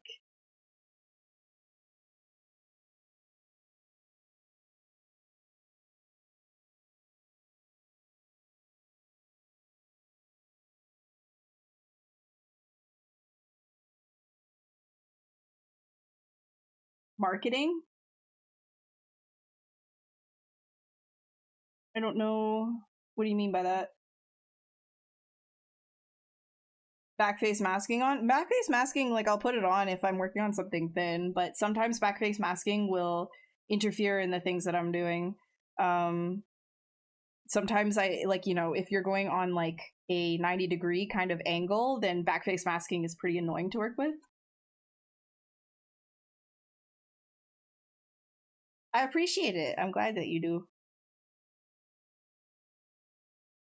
And don't get me wrong, like the older Final Fantasy games, like I actually really like the stylization in that. It's just like I think for me, it's like I'm also like not a huge fan of like super modern, not all, but a lot of super modern anime styles. Like seems very like formulaic. That's another one. I just like it when it just feels different. That's all.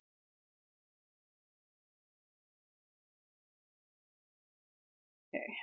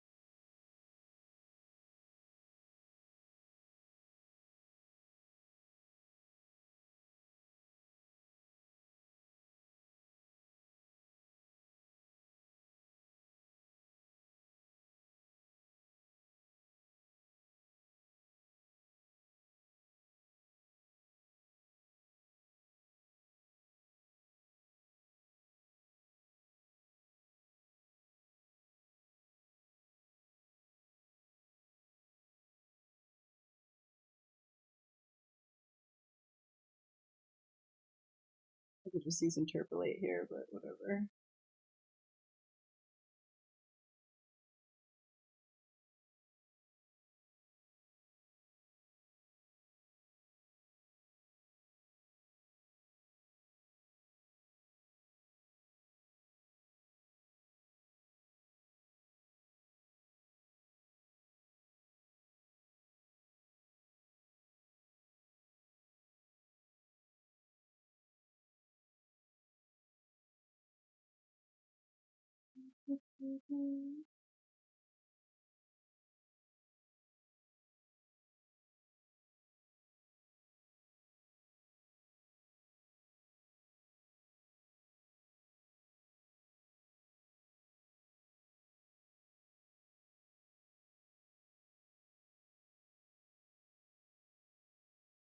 The reason why I'm coming in here with this brush is so that we can start like getting some of that into the legs as well, because they were looking like they weren't sharing the same style.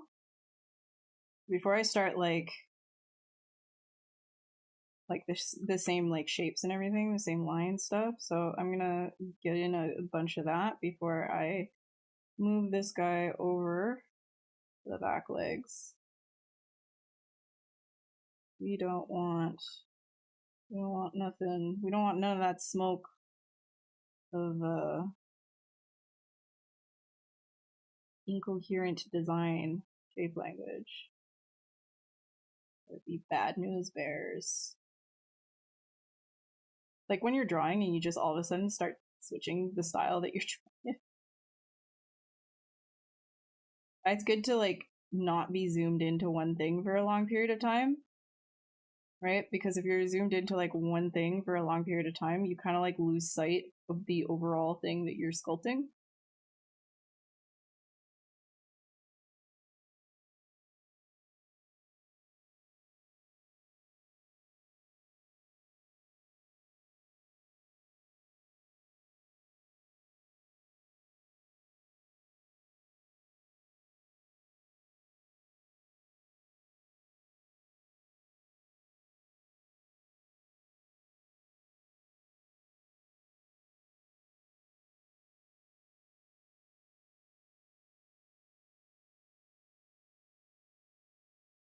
Fantastic Planet is one of your favorite animations solely because it's so different.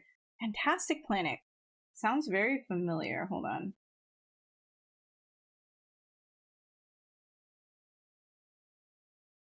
Oh, wow. Yeah, I feel like I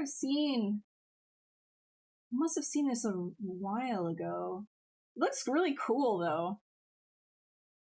Yeah. I'm waiting for what's it called? The sci-fi what's it called? It was released very recently. It was on Adult Swim for the longest time and Max, but I couldn't watch it because I'm in Canada. So it's coming to Netflix. at the end of this month, and I'm really excited about that one too because it's got like it feels like Mobius style. I think if you've seen it, you know what I'm talking about. I can't remember what it's called now.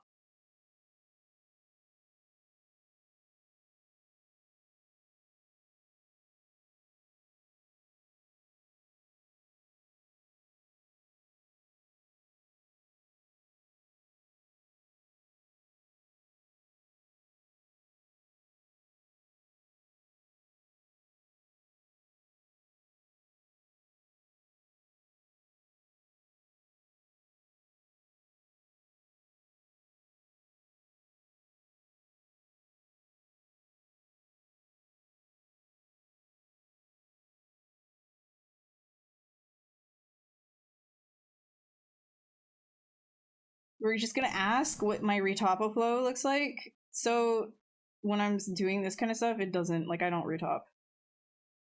I will only be retopping if I have like a specific character art job that requires it, like, you know, for production. A lot of the time I'm doing like, you know, concept or work for pitch packages or something like that. I don't need to retop. If I do have to retop, I'm usually just decimating this and setting it off to Maya, and then I'll use the retop tools there. Sometimes I use a little bit of ZModeler, but most of the time I'll just do a decimation and then send it off, and then I'll retop it externally.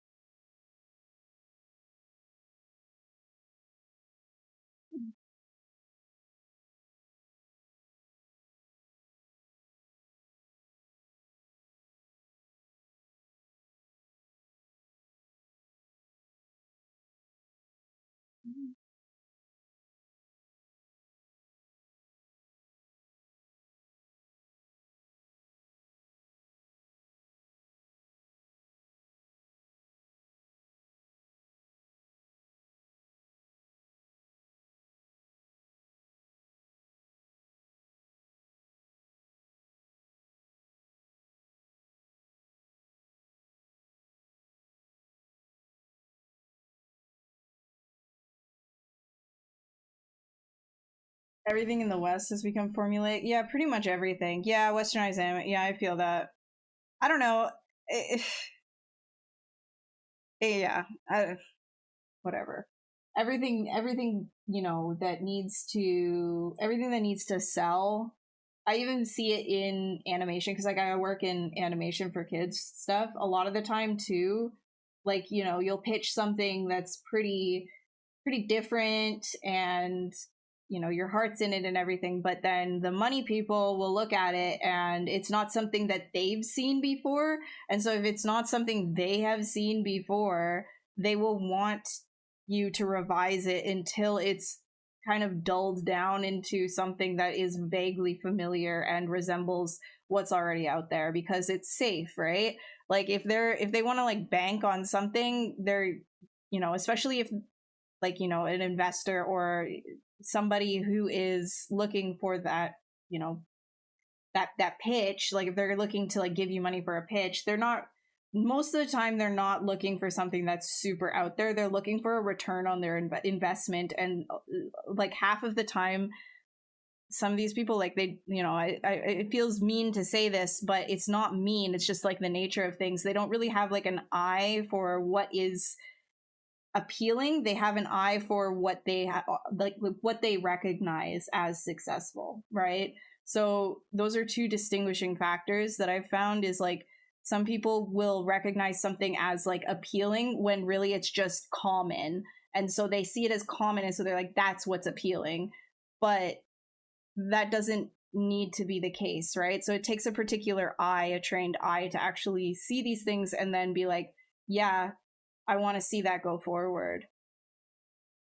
It is a drag on creativity, and then you have like AI entering the workspaces as well, where it's just regurgitating things that already exist. And that is like, you can see why that's catching on so well, is because one, that increases the flow of ideas. It's not really, but like ideas that, you know, like these money people are going to be getting, like the top people that are going to be making like the final say on things, right? Like it's faster turnaround, and it's like all very familiar in the sense that like some people who don't have that eye for, you know, what's appealing will think, oh, this is new and fresh. But most of the, like, you know, artists you see, they're not just like having a backlash because it's taking jobs and it's unethical and it's literally stealing our work, but it's also that like this is not creative to use that. But you can see why, after what I just explained, why it does have a foothold, because you're at odds with these types of people, right? Where you do have creative people, but the people running businesses that you are providing your creativity for, they like, that's not their strong suit most of the time. They're looking for money, right? So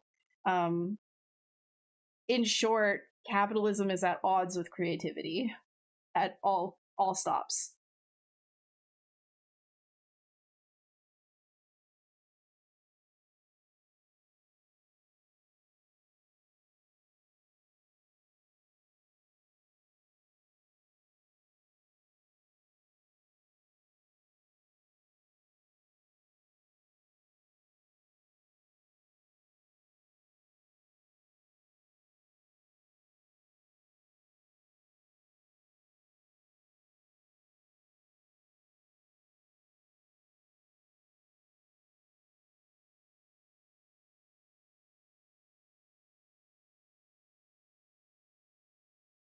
Retop, yeah, that's like, you know, the reason why generative AI is not going to automate that is because it's not intelligent, right?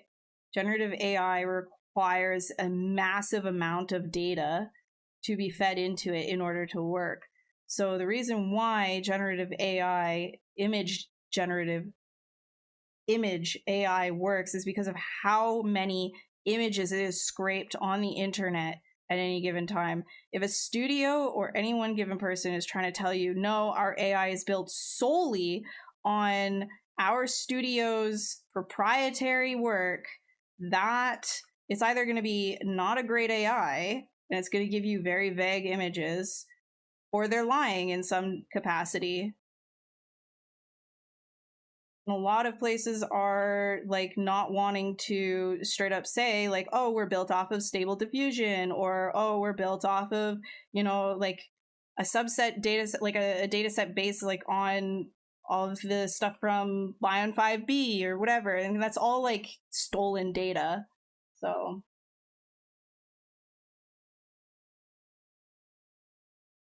corporation is a result of capitalism in our society.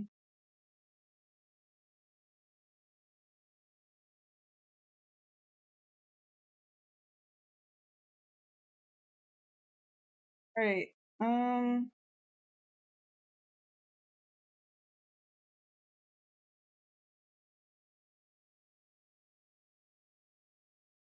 gonna duplicate these legs around.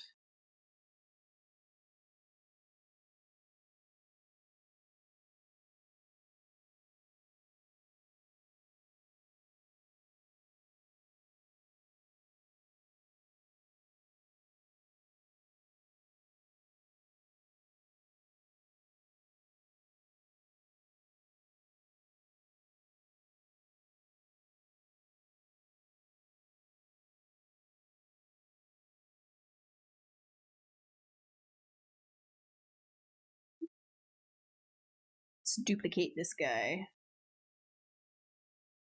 We have 15 minutes. The gasp.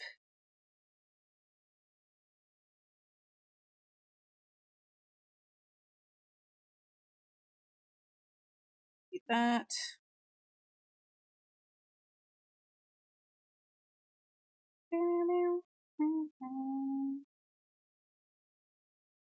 Let's do... Thanks, Shane. How you doing? How's it going?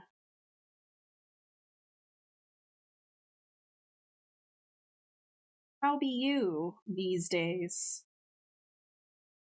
Sorry I didn't go to your stream this week if you were streaming. I was a busy bee.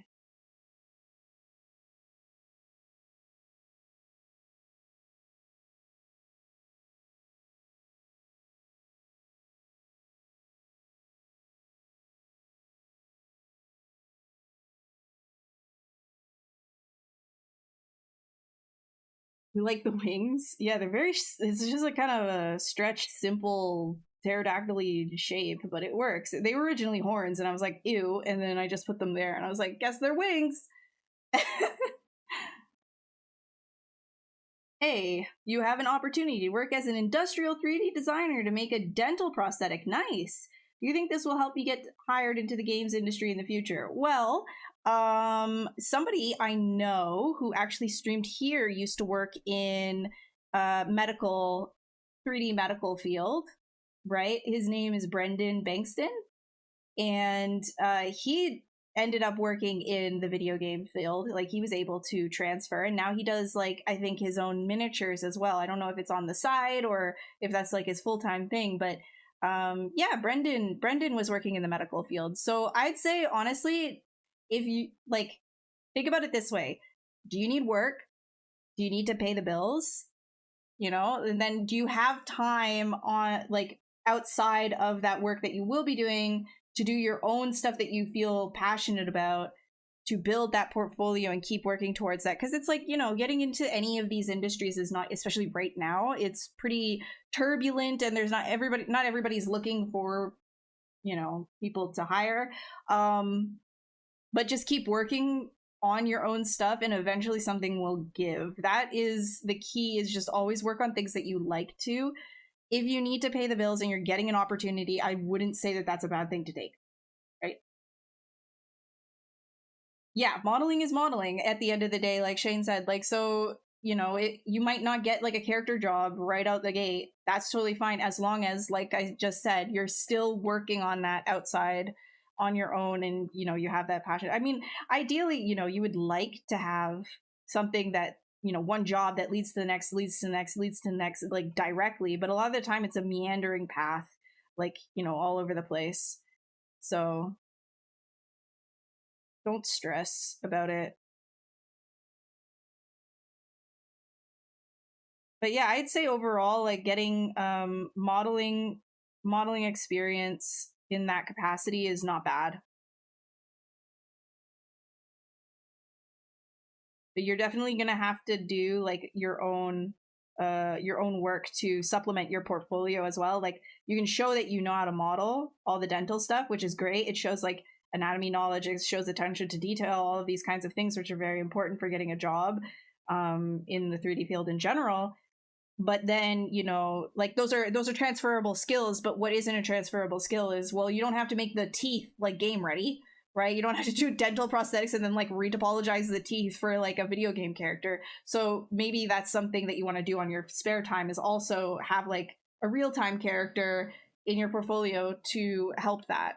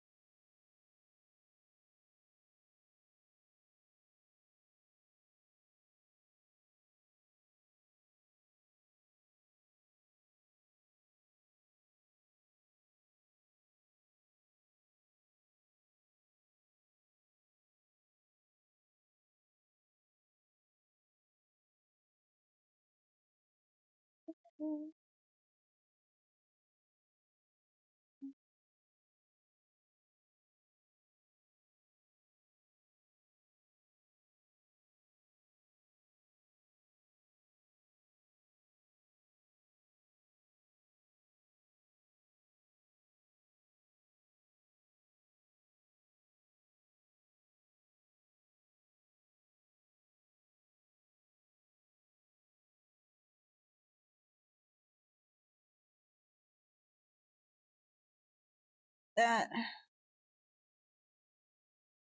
We're almost there. Gotta lengthen this out. Give it some space.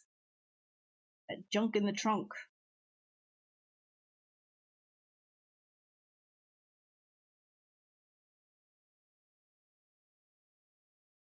This one I'm gonna Dynamesh as well. I can start pulling this around. Yeah, I know. The thing is, though, when it comes to art, your goal is not going to be, even if as hard as you try, your goal is not going to be super straight. It's never going to be as straight as an arrow. It's just the way that it is. The art industries, like as a whole, do not operate like all of the other industry. Like, well, not every single industry, but like they don't operate like, let's say you want to get into finance. It doesn't operate like, oh, you want to work at the bank, so you go to school, you get a degree, and then you get a job, kind of a thing, like a straight arrow. It doesn't work that way, because like a lot of your work, or a lot of your chance at getting a opportunity, is very much based on your portfolio. So you technically, some people like don't even need to go to school for anything. Like I didn't go to school for 3D, but I'm gonna be real with you. I've never used my animation degree. So it's like, it's really just your portfolio.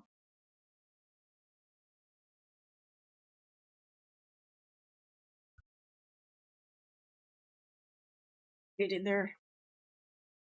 Okay. Nightmare of a. I hate when I do this. All right, I'll just do it the hard way. Nah, no, I can't. Nah.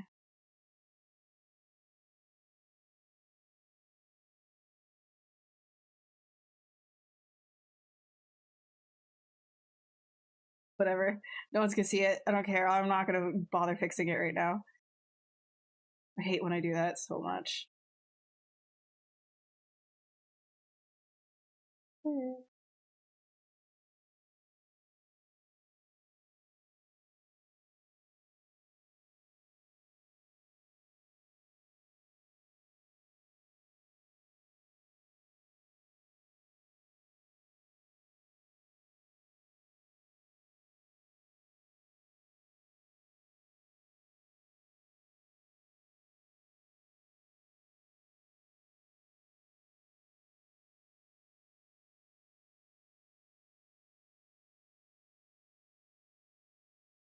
No, oh my god. My dog just scared. Buddy! What? Oh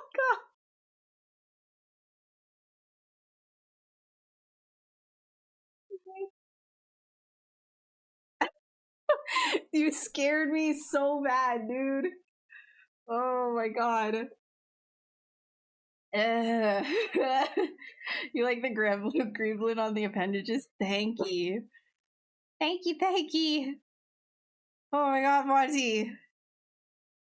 Too young for a heart attack, please.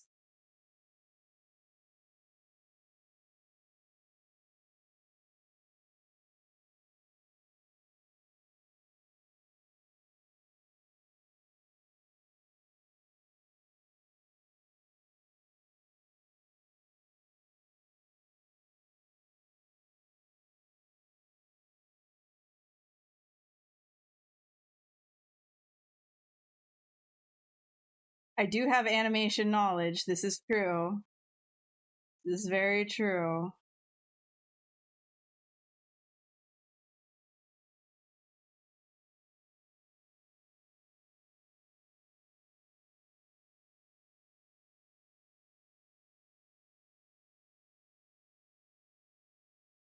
Like, I'm not saying that going to school is useless. That was not what I was saying by that at all. I'm saying that at the end of the day, there are people who do not go to school who get jobs in the industry. It's all about your portfolio. I was trying to make a point about making a point about the overall, like, just overall, you know, it's not a straight arrow to get into an art field in general.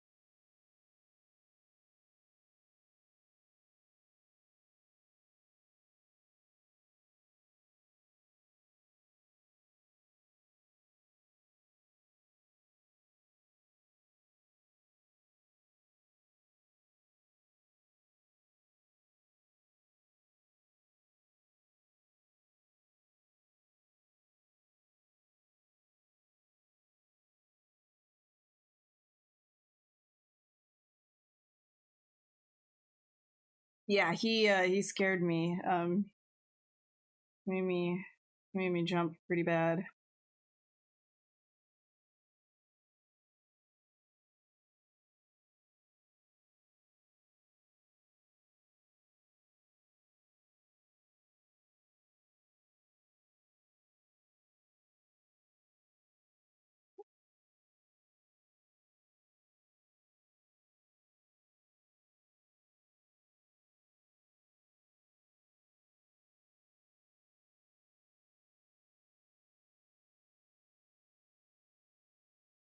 Yogi, Yogi, yeah, no problem. Give me that question. You could Dynamesh will help flip the normals and make things work better. Yeah, for sure. I mean, I just don't want to like go through and do that right now. Like I only have so much time, and I didn't want to like clean up any of like the Dynameshing, especially if like, we get a crash, because that's usually the kind of stuff that would give a crash, non-manifold and all that. So I'm just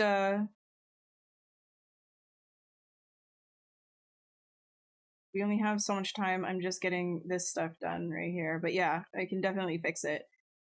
Definitely fix it with Dynamesh. Dynamesh pretty much fixes anything, and if it doesn't, then you hide stuff and then Dynamesh again, and it'll fix it. I love me a Dynamesh.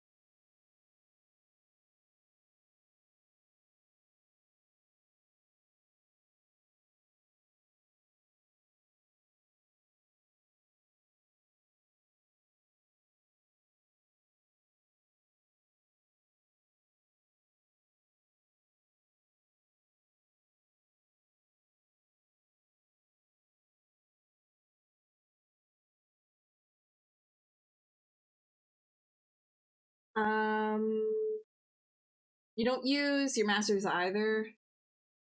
A preschool department. Gotcha. You used a lot of it. You used it a lot with management. I mean, yeah, that's fair. Like, skills are all transferable, right? So, but what I mean by like using the degree is when you apply to a job, they're like, hey, do you have a bachelor's in whatever? I never used it that way. Nobody cared. In fact, a lot of the time getting my jobs, I just don't talk to a recruiter, but I'm also a freelance artist, so You've been following the courses for ZBrush for like 9 to 10 months, but when you try to make something yourself, you can't. You suck at anatomy. You need some advice on how to learn efficiently and fast. Yes, it's very, very hard getting through that initial push and getting something to just click, right? Because you're just kind of going through the mud right now.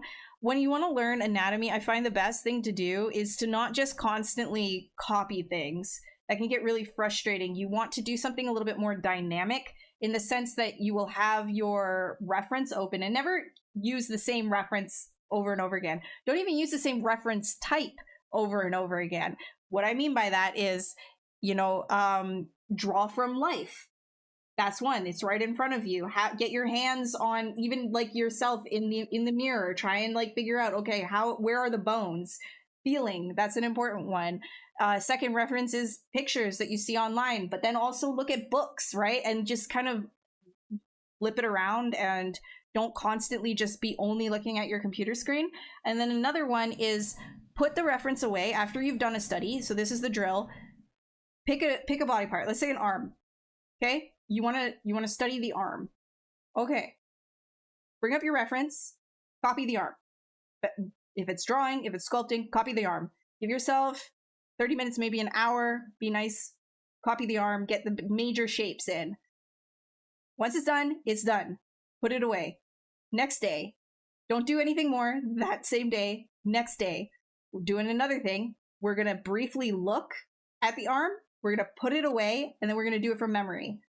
After you're done doing it from memory, bring the reference back, notice what you did wrong, put it away. Don't fix anything, just put it away.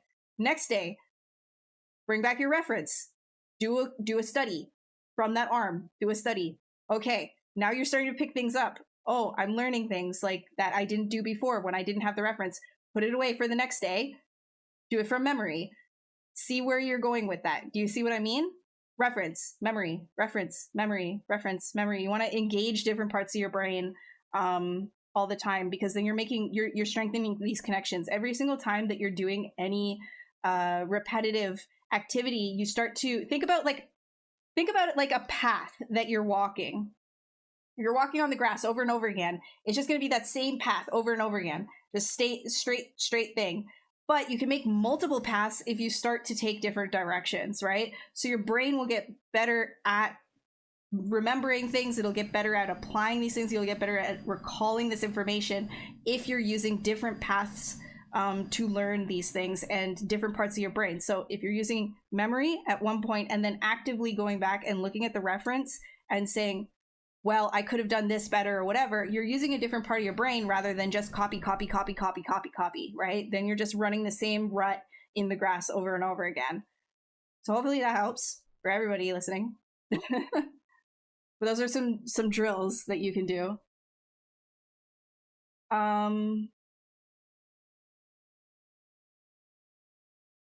You really like the creeples on your appendages? Yeah, I don't know.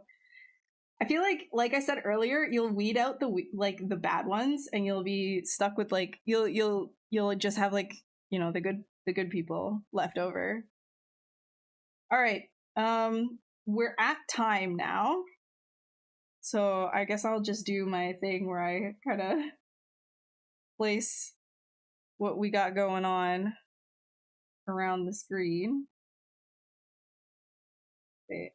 Oh, it's kind of an awkward shape today.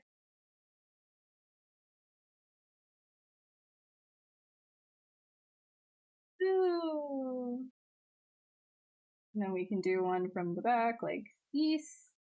And then we'll do one from the front. All right. So that's what we did today. Yay. Alrighty. If you all enjoyed that, you can follow this channel. There's going to be other streamers doing their thing here on this channel, including Shane, who is in the chat. He has blessed us. He's blessed us with his presence. Thank you. And if you're interested in following me or, getting any of my socials so that you can know when I'm going live next or see any of my art as I post it, feel free to check that link out that I posted in the chat, or if you don't have the chat, right there, acubed.art/links. You can get all my stuff. in terms of socials. I'm not offering anything. I'm not selling anything. All right, guys. I hope you have a great rest of your evening. And oh, hey, look, another cool dude graced us with his presence. Patrick also streams on his channel. Check out his streams too. Okay, all right, guys. Have a good night, and I will see you in the next one.